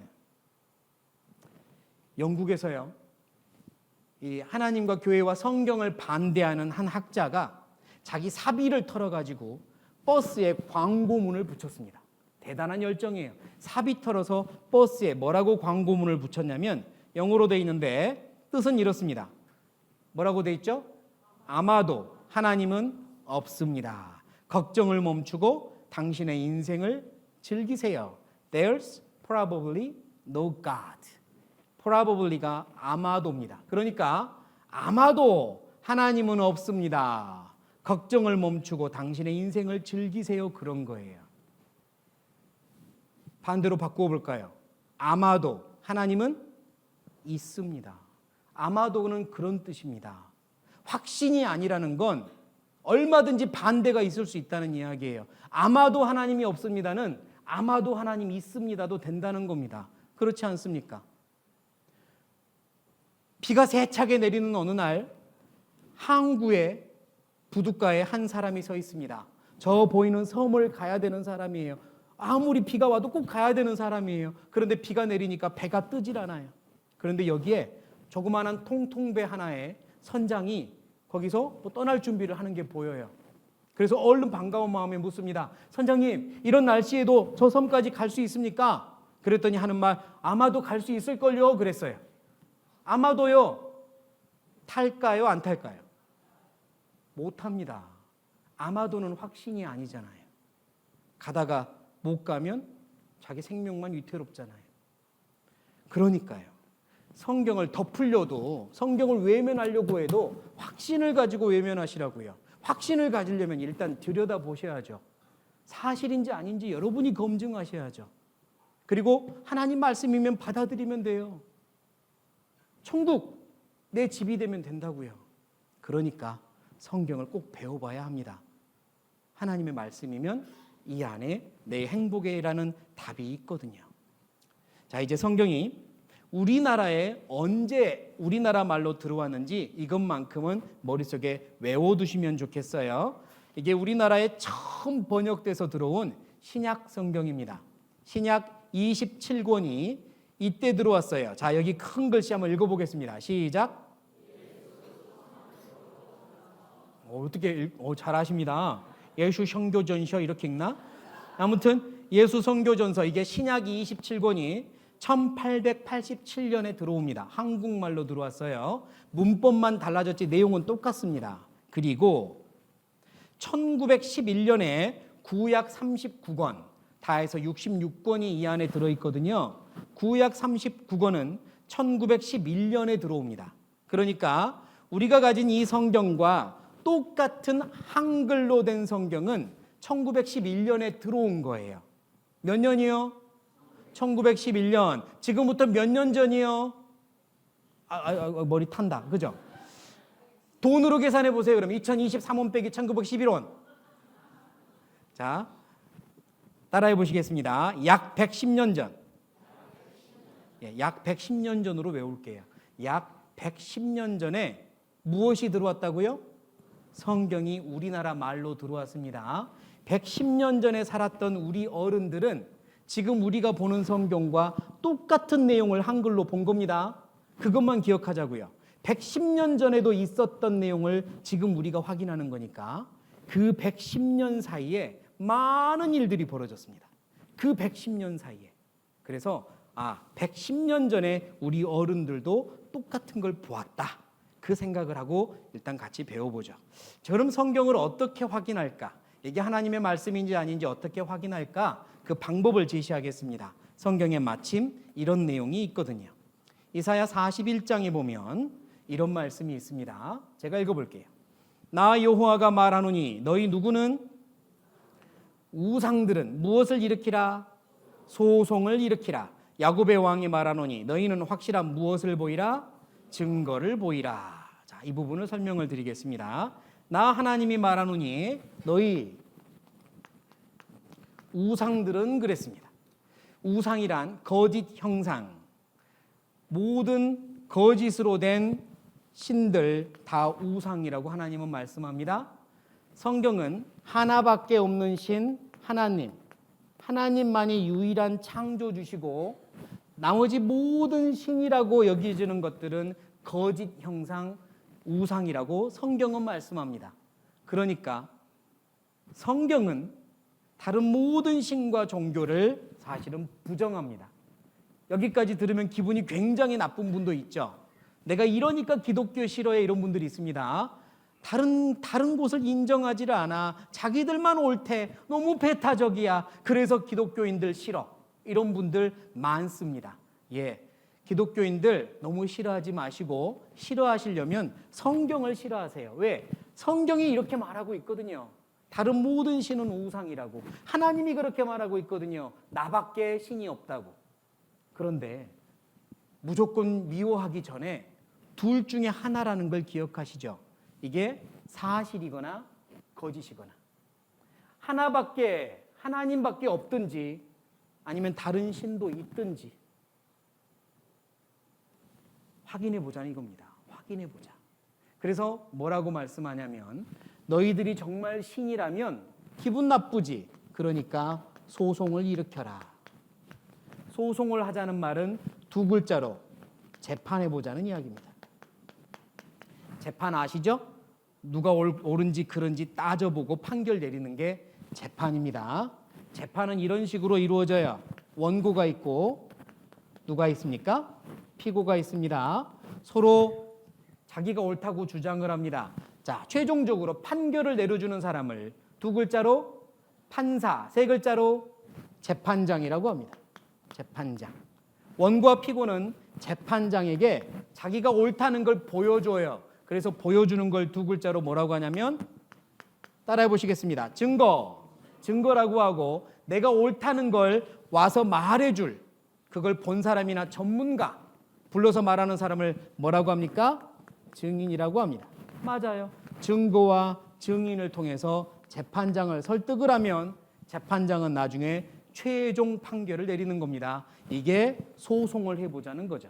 하나님이 말씀을 했어요. 모든 신들아, 모든 우상들아, 재판해보자. 누가 참신인지 재판해보자. 그러려면 증거를 대라. 증인도 있으면 데리고 와라. 그리고 재판장한테 판결 받자 이겁니다. 그래서 이제 재판이 벌어집니다. 어떤 재판이냐면 하나님이 정말 유일한 창조주시냐, 성경은 하나님 말씀이냐, 이 재판입니다. 정말 하나님이 계시냐 아니면 거짓이냐, 이 재판이 벌어지는 겁니다. 그럼 이 재판은 누가 판결을 내릴까요? 재판장은 누굴까요? 이 시간부터 여러분들을 재판장으로 임명합니다. 누가 재판장이에요? 여러분이 재판장이에요. 사람이 재판장이에요. 이 모든 증거를 보고 하나님이 정말로 계시는지 유일한 창조주인지 재판할 사람은 여러분입니다. 여러분이 판결하셔야 돼요. 무슨 말인지 이해되시죠? 자, 그럼 이해하셨는지 제가 불러볼 테니 대답하세요. 재판장님, 아직 이해 안 됐네요. 안 됐어요. 이해가 가기 전에 이해될 텐데 다시 한번. 재판장님, 네, 여러분이 재판장입니다. 제가 여러분들이 좋은다 싶을 때마다 재판장님 불러드릴 거예요. 그래도 한 번씩 대답을 하면 또 졸음이 깨기도 하니까 다시 한번. 재판장님, 네, 이제 이 재판을 시작하겠습니다. 하나님이요 증거를 보이라고 했죠. 이 성경 말씀을 조금 더 보겠습니다. 화면 보시죠. 나 여호와가 말하노니 너희 우상들은 소송을 일으키라. 야곱의 왕이 말하노니 너희는 확실한 무엇을 보이라? 증거를 보이라. 1번 증거. 장차 당할 일을 우리에게 진술하라. 장차 당할 일이란 미래입니다. 두 글자로 미래. 이전 일에 어떠한 것도 구하라. 이전 일은 두 글자로 과거네요. 장래사를 보이며 후래사를 진술하라. 또 미래입니다. 미래를 말하는 게 제일 어려운 것 같아요. 그래서 하나님은 3번이나 장차 당할 일, 장래사, 후래사 반복해서 말해보라고 하죠. 미래를 말해보아라. 신이라면 말할 수 있지 않느냐. 너희의 신됨을 우리가 알리라. 또 무엇을 내리든지 복을 내리든지 무엇을 내리라? 화를 내리라. 우리가 함께 보고 놀라리라. 그래서 4가지 증거를 말씀했어요. 증거가 4가지인데요. 1번 따라해 보시겠습니다. 과거. 2번 미래. 그리고 무엇과 무엇입니까? 따라해 보시겠습니다. 화와 복. 한 번 더. 화와 복. 네, 이렇게 4가지입니다. 이것도 이왕이면 기억해 두시면 좋겠어요. 과거, 미래, 화와 복 4가지 증거를 주시겠대요. 하나님이 성경에 주시겠답니다. 제출하겠대요. 재판장인 여러분께 제출하겠대요. 재판장은 증거를 다 검토하고 나서 판결 내리는 분이 재판장이에요. 이제 여러분들의 일이 역할이 주어집니다. 먼저 무엇을 다 검토해야 돼요?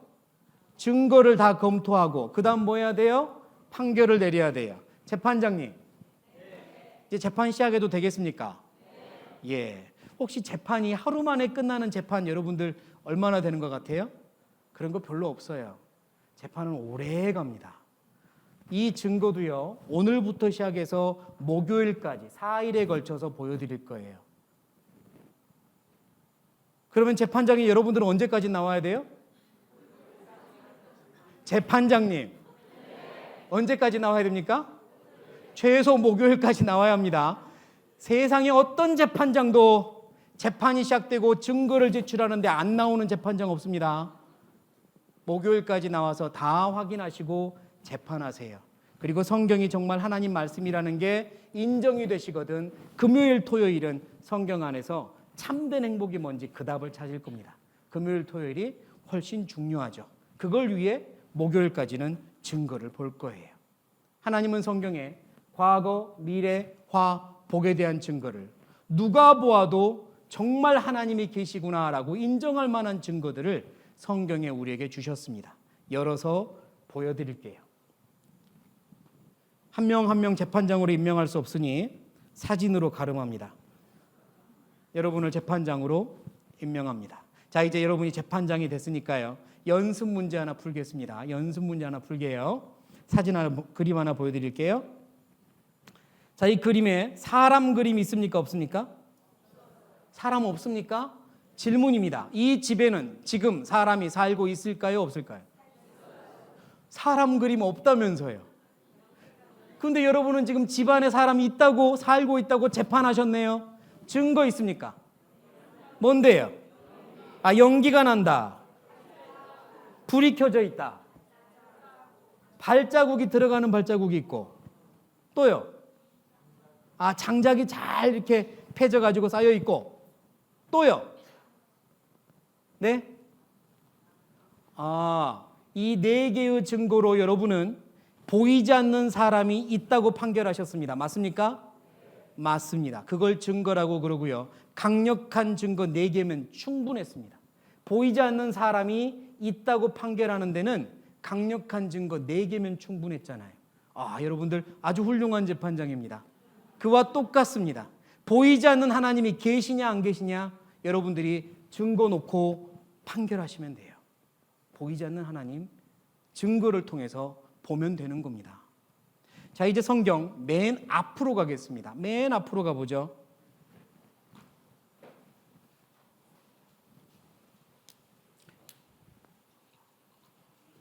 성경 맨 앞 창세기 1장 1절을 같이 읽겠습니다. 시작. 태초에 하나님이 천지를 창조하시니라.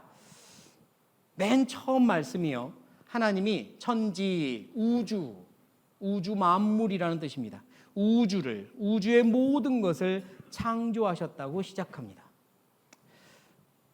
만약 제가 하나님이라면 저는 사실 시작을 이렇게 안 했을 것 같아요. 하나님이 모든 사람들을 사랑하고 모든 사람들을 기다리고 계시니라, 이런 식으로 저는 시작했을 것 같아요. 좀 그래야 읽기가 수월하잖아요. 그래서 처음부터 망치로 때리듯 선언을 했습니다. 하나님이 우주를 창조하시니라. 맞아요. 여기서 걸리면 더 못 나갑니다. 하나님이 정말로 창조하셨느냐, 이게 중요합니다. 나는 어디서 왔느냐의 문제예요. 나는 어디서 왔느냐, 성경은 하나님께로부터 왔다라고 처음부터 말씀하십니다. 그리고 1장 27절에는 이렇게 말씀하죠.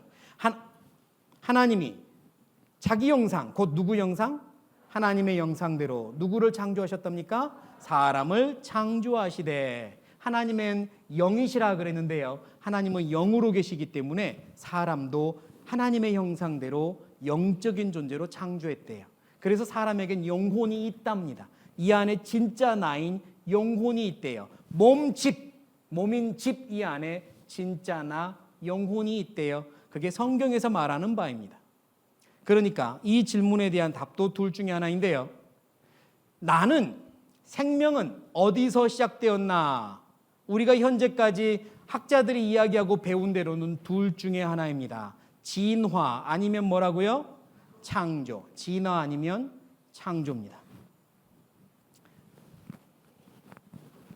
이게 제가 어려운 말씀은 드리지 않을게요. 누구든지 조금만 생각하면 이해할 수 있는 부분들로 같이 생각해 보려고 합니다. 나는 어디서 왔느냐? 둘 중에 하나입니다. 진화 아니면 뭐라고요? 창조랍니다.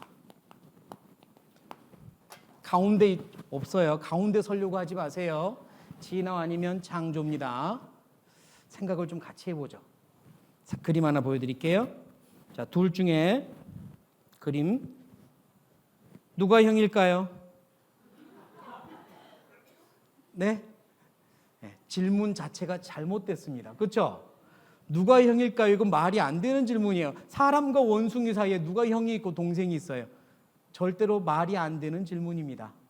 그런데 진화는 그걸 이야기하는 거죠. 사람은 어디에서 왔느냐? 아무것도 없는 무의 상태에서 무생명체가 생겨났고, 거기서 유생명, 생명이 있는 최초의 세포가 생겨났으며 오랜 세월과 우연히 겹치고 겹쳐 나에게까지 이르렀다. 내 전에는 영장류, 원숭이과 영장류도 있었다 라고 말하는 게 진화인 겁니다. 물론 현대과학은 사람과 침팬지가 아무리 닮았어도 절대 유전적으로 비슷하지도 같지도 않다라고 이야기는 하고 있습니다. 우리는 어려서부터 진화를 배워왔어요. 지금도 우리 아이들은 진화를 배우고 있습니다. 이런 그림을 통해서 진화를 이해하기 시작했죠. 위에 문장을 같이 읽겠습니다. 사람도 물고기도 무엇이 같대요? 조상은 같다. 사람이 어디에서 왔다라고 가르치는 게 아니라 사람이나 물고기나 조상이 같다라고 말합니다. 그리고 그림으로 쭉 연결하는데요. 이 그림은 제가 좀 과격한 표현을 쓰면 완전 국민 사기극입니다. 사기예요, 사기. 왜냐? 조상은 같다고 말해놓고 물고기 이전을 그려놓지를 않잖아요. 그 이전에 뭐가 있는지 그림이 없어요. 그냥 이해하라는 거죠. 사람이나 물고기나 조상 같다고. 우리는 좀 더 찾아가 봐야겠네요. 진화에서 말하는 나는 어디에서 왔다고 설명을 하는가 찾아가 봐야죠. 진화론을 처음 주창한 사람은 찰스 다윈, 지금부터 약 160년 전의 사람인데요. 그는 사람은, 물고기는 어디에서 왔느냐 이 그림으로 설명할 수 있습니다. 어디에서 왔느냐면 여기서 왔대요. 이게 뭘까? 무엇처럼 보입니까? 이걸 네 글자로 뭐라고 불렀죠? 원시수프라고 합니다. 최초 지구가 원시수프였다. 수프 아시죠? 콘수프, 무슨 양송이 수프, 이런 수프요. 이런 수프처럼 처음에 지구의 모습이 원시수프였다는 거예요. 이렇게 그냥 보글보글 끓고 있는 생명이라고는 없는 상태였다. 여기에서 뭐가 나왔냐면 이렇게 생긴 단세포, 최초의 생명체 세포가 나왔다라고 이야기를 하는 겁니다. 최초의 생명은 어디에서 왔느냐? 아무것도 생명이라고는 찾아볼 수 없는 수프에서 왔다. 물론 이 수프는 어디서 왔느냐? 그건 설명이 없습니다. 그런데요, 옛날에는 최초의 세포를 그 당시 가지고 있는 과학기술로 관찰을 해보니 이렇게 생긴 거예요. 이렇게. 그러니 수업이나 비슷하잖아.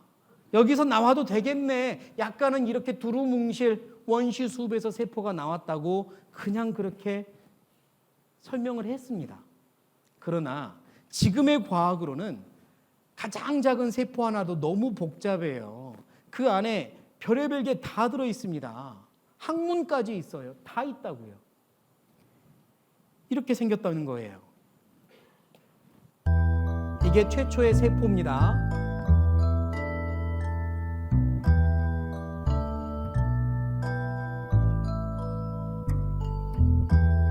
수박은 다르잖아요. 콘수프, 양송이 숲하고는 다르잖아요. 이게 최초의 수프인데 그 당시에는 과학기술이 발달하지 않아서 그냥 이렇게 세포 아주 간단한 세포는 나왔을 거야. 이렇게 설명을 한 거죠. 그래서 이런 기사가 있습니다. 첨단 현미경, 지금과 같은 과학이 있었어도 다윈은 진화론을 폈을까? 단 하나의 세포가 왜 이렇게도 복잡한가? 경이로운 세포 그랬죠. 세포 하나에 우주가 있대요. 그런데 사람의 몸에는 30조에서 200조 개가 되는 세포가 있는 겁니다. 이게 어떻게 저절로 우연이 될 수 있을까? 과연 그게 가능할까요? 우리는 양심 가지고 생각해 봐야 돼요. 무조건 인정하려고 하지 말고 이제 생각 좀 해봅시다. 어려서 배울 때 그냥 외웠다 할지라도요, 생각 없이 외웠다 할지라도 오늘 이 시간만큼은 생각해 봅시다. 나는 어디에서 왔을까? 진화일까? 창조일까? 아까 다시 이 그림 보세요. 사람도 물고기도 조상은 같다 그랬죠. 그리고 이 처음에 뭐가 시작했는지는 말이 없잖아요. 처음에 우리의 조상은 진화론이 사실이라면 돌, 흙, 바위 이런 무생명인 겁니다. 거기서 내가 온 거예요. 돌멩이가 내 형이라고요. 원숭이가 형이 아니라 물고기가 형이 아니라 진화는 돌멩이가 내 형이라고 말하는 겁니다. 거기서 왔다고 설명하는 거예요. 이게 얼마나 우리 양심으로 받아들이기 어려운지 생각 한번 해보죠. 이게 뭡니까? 텔레비전, 옛날 텔레비전이요. 자, 새로운 텔레비전 모니터로 바꾸면서 옛날 텔레비전을 창고에 집어넣었습니다. 창고에 집어넣었어요. 문을 꽝 닫았습니다. 500년 지나갑니다. 몇 년이요? 500년 지나갔습니다. 문을 열었더니 짜잔, 이건 뭡니까? 전자레인지 돼 있습니다. 가능해요? 불가능해요? 불가능합니다. 500년 너무 짧은가? 좀 더 길게 가보죠. 옛날 텔레비전 창고에 넣어놓고 1억 년 지나갔더니 전자레인지 됐습니다. 돼요? 안 돼요? 불가능합니다. 이것도 문을 닫아놔서 그런가? 그러면 옛날 텔레비전을 밖에 거리에 두었습니다. 비도 내리고 천둥번개도 치고 짐승도 지나다니는 거리에 두었습니다. 많은 변수가 있죠. 1억 년 지나갑니다. 전자레인지 됐어요. 가능합니까? 불가능합니까? 불가능해요. 맞아요.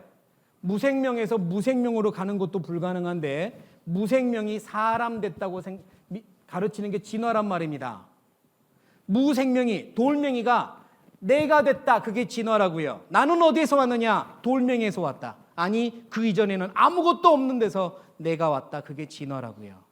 생각 없이 믿어왔을지라도 이제 생각 좀 해보죠. 그림을 다시 한번 보시겠습니다. 여기 뭐입니까? 이게 개구리가 뭐가 됐다고요? 사람 됐다. 이게 진화예요. 오랜 세월 동안 우연히 겹치고 반복되어서 사람이 되었다. 이게 진화입니다. 개구리가 사람이 되었다. 가능할까? 혹시 여러분 이런 우화 아십니까? 개구리 왕자라고? 마녀의 저주에 걸려서 개구리로 변한 왕자는 사람이 되려면 뭐가 필요해요? 뭐가 필요합니까? 공주의 키스가 필요해요. 공주의 키스를 받는 개구리가 뭐가 돼요? 왕자가 돼요. 아, 죄송합니다. 네. 자, 이제. 괜히 했어요. 네. 공주의 키스를 받는 개구리가 왕자가 돼요. 우리는 그거를 우화라고 그럽니다. 우상구자 아까 썼던 우화, 거짓 이야기 우화. 왜 우화냐? 키스 하나로 개구리가 왕자가 될 수 없으니까 우화죠. 그런데 이 그림을 놓고는 뭐라고 말해요? 과학이라 그럽니다. 과학이래요. 개구리가 사람 되었는데 오랜 세월과 우연이라는 것만 들어가면 가능하다. 이건 과학이다 그래요. 어떤 건 우하고 어떤 건 과학이네요. 여러분 생각은 어떻습니까? 정말로 그럴까요? 진화가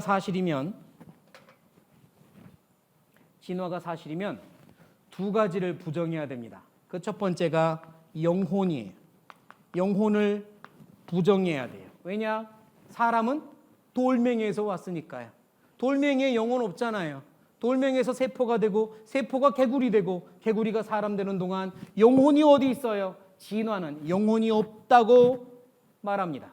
그리고 또 하나 부정해야 돼요. 그게 뭐냐? 하나님이에요. 신을 부정해야 돼요. 신이 들어갈 틈이 없어요. 모든 건 다 우연히 이루어진 거예요. 그게 진화입니다. 창조는 영혼도 있고 창조주도 있어요. 창조주가 있다고 말하죠. 그런데 어떤 사람은 이런 말을 해요. 나는 영혼은 있는 것 같아. 영혼은 있는 것 같아. 하지만 창조는 믿지 않아. 나는 진화 믿어. 진화를 믿으려면 영혼은 부정해야 된다고 분명히 말씀드렸는데 영혼은 있는 것 같대요. 그런데 창조는 안 믿겠대요. 이런 사람을 학문적으로 뭐라고 하는지 아십니까? 양다리라 그래요. 양다리. 가운데 서지 마세요.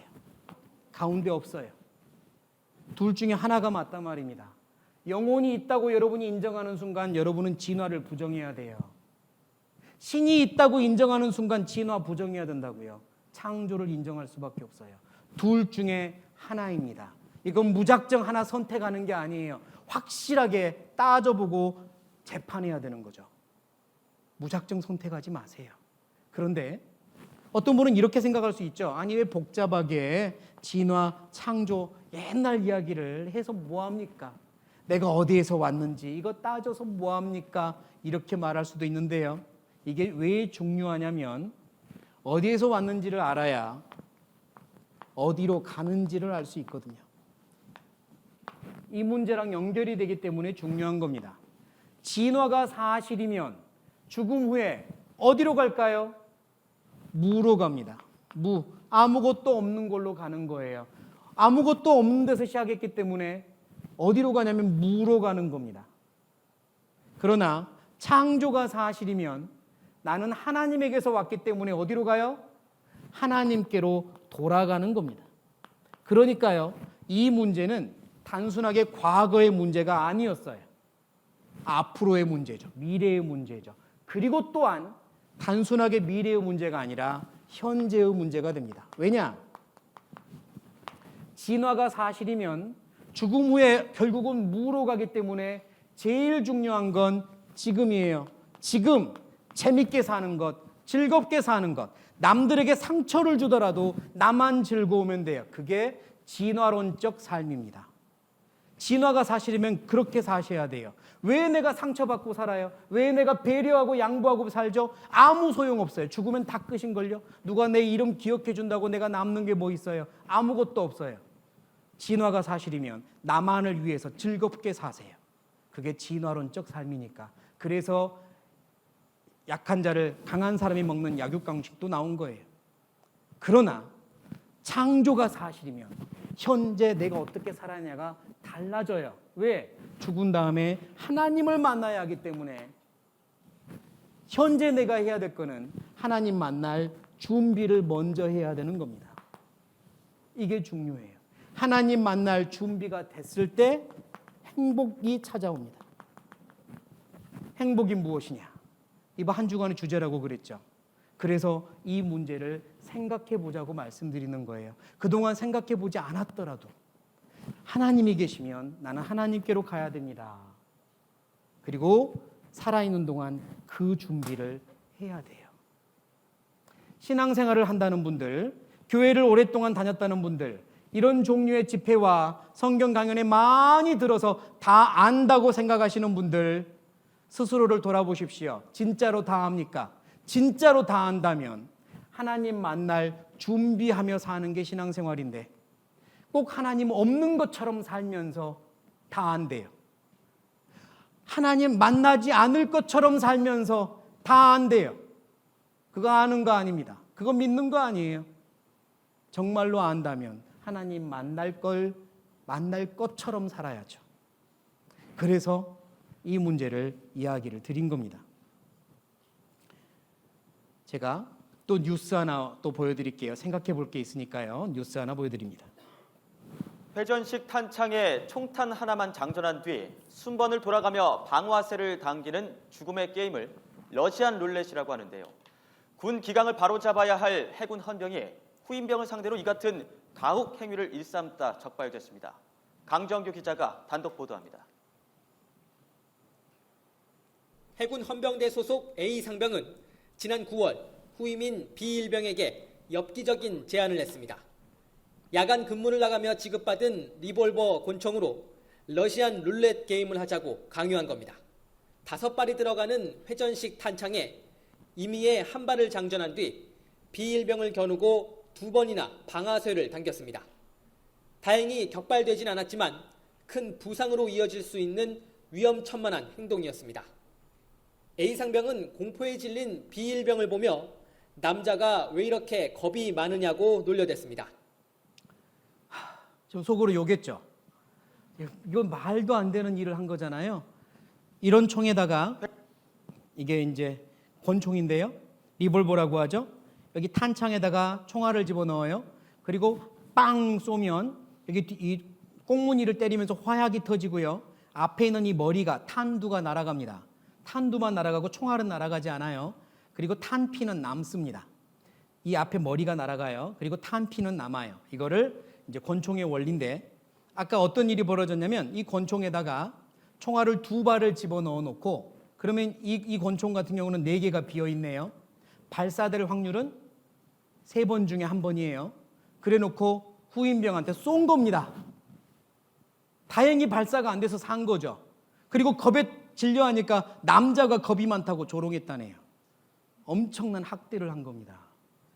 생명을 놓고 무슨 겁을 지금 타령하고 있어요. 진화냐 창조냐 이것 신중하게 따져보는 건 겁 많은 게 아닙니다. 정말 지혜로운 거죠. 근데 너무 무책임한 일을 한 거예요. 그렇지 않습니까? 제가 군대에 있을 때요. 저는 이제 장교로 갔습니다. 그래서 사격 훈련을 할 때 딱 이 권총으로 사격 훈련을 했어요. 6발을 딱 장전을 하고 표적지를 향해서 하나 하고 1발을 쏘고 둘 하고 2발을 쏘고 6 하고 6발을 쏩니다. 반드시 입으로 말한 다음에 쏴야 돼요. 몇 발을 쏘았는지 잊어버리면 사고가 날 수 있거든요. 6 하고 6발을 쐈습니다. 그럼 다 쏜 겁니까? 남아있습니까? 다 쐈죠. 자, 6발을 다 쏜 상태에서 질문 한번 드려볼게요. 누군가가 나한테 와서 10,000원짜리를 주면서 그대로 머리에 대고 쏴보라고 그럽니다. 6발을 분명히 다 쐈습니다. 머리에 대고 쏴보래요. 쏠 수 있을까요? 못 쏠까요? 못 쏩니다.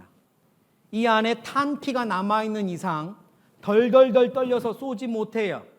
만약에 하나 불발탄이 있어가지고요. 그게 빵 터지면 죄송합니다. 나만 죽는 거예요.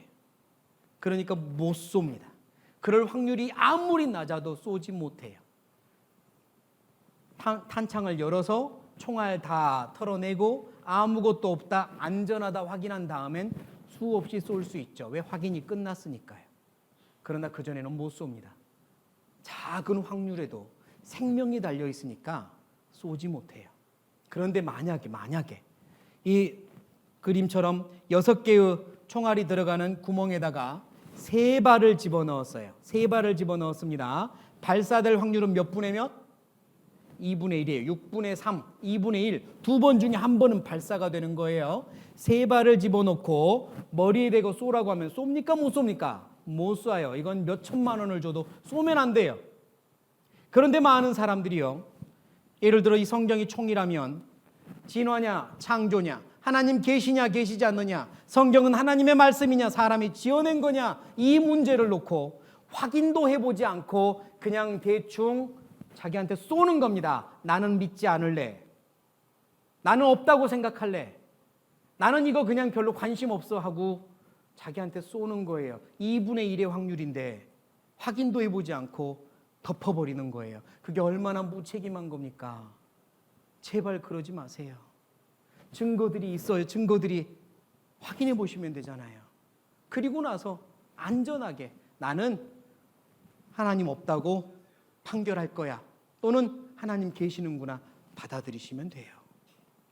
여러분이 이 문제 다시 한번 답을 내려보시죠. 다른 사람의 문제입니까? 나의 문제입니까? 나의 문제입니다. 내 문제니까 신중하셔야 돼요. 잘 들어주셔서 제가 이벤트 하나 할게요. 이벤트. 괜찮겠습니까? 자, 이벤트 한번 합시다. 손 한번 이렇게 올려주세요. 가위바위보만 할 거예요. 자, 가위바위보. 네, 이긴 사람만 남고, 네, 그러면 여러 사람 내리죠? 됐습니다. 한번 내려보세요. 어떻게 할 거냐면 다 같이 저랑 가위바위보를 일단 내리세요.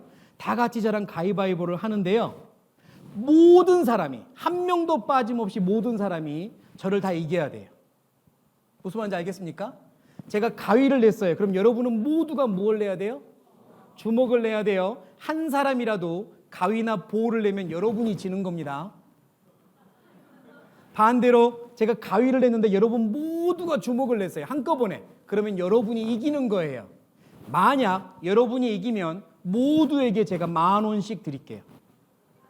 반대로 한 명이라도 저랑 비기거나 진 사람이 한 명이라도 나타나면 여러분은 저한테 100원씩만 주세요. 100원씩만. 각자. 해볼래요? 해서 모두가 이기면 돼요. 모두가 이기면 10,000원씩 준다니까요. 그리고 한 명이라도 비기거나 지면 100원만 주라고요. 한 사람당 100원씩. 할래요, 안 할래요?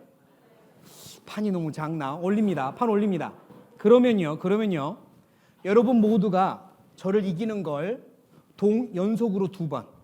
연속으로 2번 이기잖아요. 제가 여러분 각자에게 100만 원씩 드립니다. 오, 100만 원씩이요. 반대로 한 명이라도 비기거나 지면 100원씩만 주세요. 아, 이제 좀 어떻습니까? 100만 원이 잘하면 100만 원. 연속 2번으로 모두 이겨야 돼요. 할래요, 안 할래요? 안 하는 게 현명한 겁니다. 여러분 저를 못 이겨요. 그렇게 해서는. 확률이요. 0에 안 됩니다.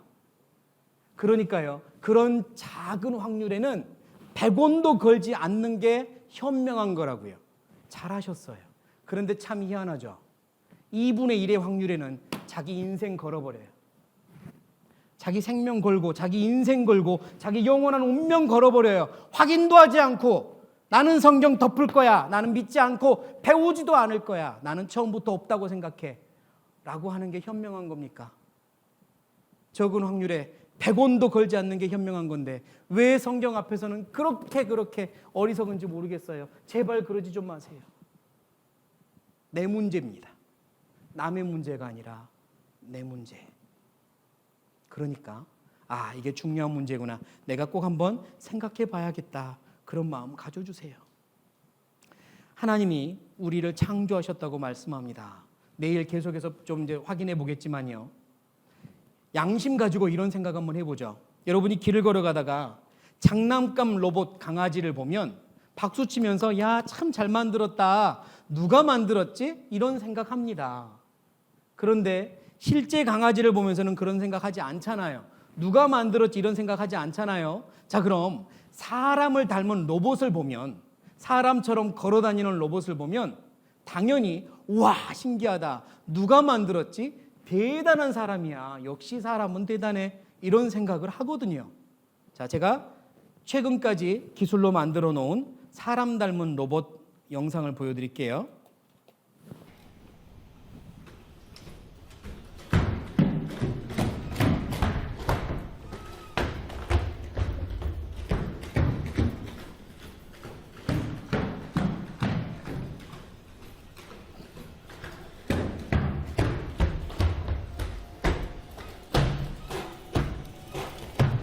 이 안에 사람 들어가 있는 거 아닙니다.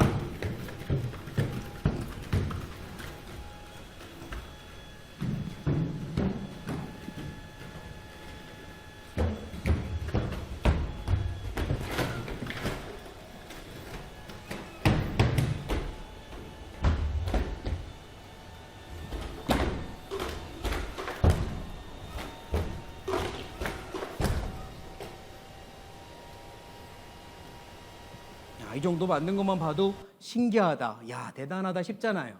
그 당연한 반응이에요. 그런데 사람을 보면서는 신기하다고 생각을 별로 하지 않아요. 자, 사람은 어떤가 보시죠. 이제 비교해 보겠습니다. Individual bronze last year.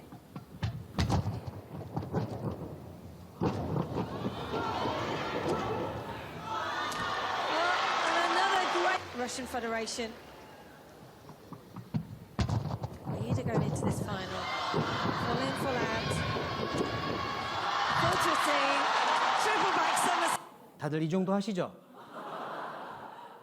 사람은 이래요. 그런데 로봇을 보면서는 와 누가 만들었지 이러면서 사람을 보면서는 저절로래요. 최초의 돌멩이에서 왔대요. 너무 억지 아닐까요? 생각 좀 해봐야 될 문제 아닙니까? 나는 어디서 왔을까요? 이렇게 정교한 나는 정말 우연히 만들어졌을까요? 우연히 생겨났을까요? 성경이 사실이면 창조주가 있다는 겁니다.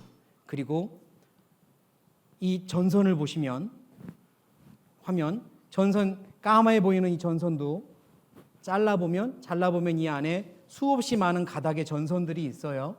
그리고 각각의 기능들을 하고 있죠. 대단합니다. 이걸 누가 발견하고 발명했을까 싶어요. 그런데 사람의 신체 중에요, 이 전선보다 훨씬 복잡한 신체가 있습니다. 한 가닥 안에 수없이 많은 가닥들이 꼬이고 꼬여서 있는 거예요. 전선보다 복잡합니다. 전선은 누가 만들었지? 신기하다, 대단하다 이러면서 이걸 보면서는 사람들이 관심이 없어요. 이게 뭐냐? 뭔지 눈치채셨죠? 이겁니다. 이것은 머리카락의 구성 화면입니다. 화면에서 보듯이 한 개의 머리카락은 나선 구조의 세 가닥 사슬이 밧줄 모양으로 서로 감겨 원섬유를 만들고 이 세 가닥의 원섬유 11개가 합쳐 다시 미세 원섬유를 형성하고 있으며 이 미세 원섬유들이 모여 다시 마크로 원섬유를 형성한 뒤 그 주위를 각피가 둘러싸고 있습니다. 우리가 하찮게 여기는 머리카락 한 가닥도 이렇게 정교하면서도 단단하게 만들어져 있음을 볼 때 놀라움을 금할 수가 없습니다. 전선보다 훨씬 복잡한 머리카락 하나, 우리는 아침에 몇 개가 떨어졌는지 세지도 않아요. 그런데 하나님은 이 머리카락 하나도 이러신답니다. 같이 읽어보겠습니다. 너희에게는 머리털까지 다 세신 바 되었나니. 하나님은 나를 창조했기 때문에, 나를 너무너무 아끼고 소중히 여기시기 때문에 내 머리카락 하나까지도 세고 계신대요. 정말인지 아닌지는 이제 확인해 보시면 되는 겁니다. 그런데 정말로 하나님이 그러신다면, 하나님을 만났을 때 우리가 꼭 물어봐야 될 게 있는 겁니다. 하나님, 제 옛날에 왜 그런 일이 있었죠? 하나님, 저한테 왜 그런 일이 있었던 겁니까? 하나님, 지금도 가슴 아픈 그 일, 생각만 하면 트라우마가 올라오는 그 일, 왜 나한테 그런 일이 있었던 거죠? 하나님, 알려주세요. 하나님께 물어보셔야 답이 있어요. 내 인생의 답, 하나님께 물어보셔야 돼요. 왜냐? 하나님은 단 한순간도 내게서 눈을 떼지 않았기 때문에, 내 머리카락도 세고 계시기 때문에 그분께 답이 있는 겁니다. 다른 곳에 답이 있지 않아요. 그러니 그런지 그렇지 않은지 확인해 보자는 마음으로 들으시면 돼요. 정말 하나님 만나면 내 인생의 문제가 해결되고 궁금했던 게 풀리고 그리고 참된 행복까지 얻을 수 있습니다. 그렇다면 확인해 봐야 되지 않겠습니까? 무시해야 될 내용 아니잖아요. 세상에 많은 종교들이 있지만요, 기독교의 성경 속의 하나님은 다른 종교랑 많이 다릅니다. 왜냐? 우리를 창조하신 하나님이기 때문에 달라요. 어떤 부분이 다르냐면 마치 이와 같은데요. 아들이 물에 빠졌습니다. 아들이 물에 빠졌어요. 어떤 아버지가 진짜 아들을 사랑하는 아버지일까 생각해 보세요. 아들이 물에 빠져서 살려주세요, 살려주세요 하는데 밖에서 야단치고 있는 거예요. 너 그러니까 내가 조심하라 그랬지. 너 내가 그러니까 물가에선 함부로 노는 거 아니라 그랬지? 왜 말을 안 들어? 야단치고 있어요, 아버지가. 1번. 2번 아버지는요, 너 중간까지는 네가 힘껏 와. 그럼 내가 건져줄게. 중간까지는 네가 해. 열심히 해봐. 봐서 내가 건져줄게. 2번. 3번. 뒤돌아볼 것 없이 풍덩 들어가서 건져주는 아버지. 3번. 여러분이 생각할 때 누가 진짜 사랑하는 아버지예요?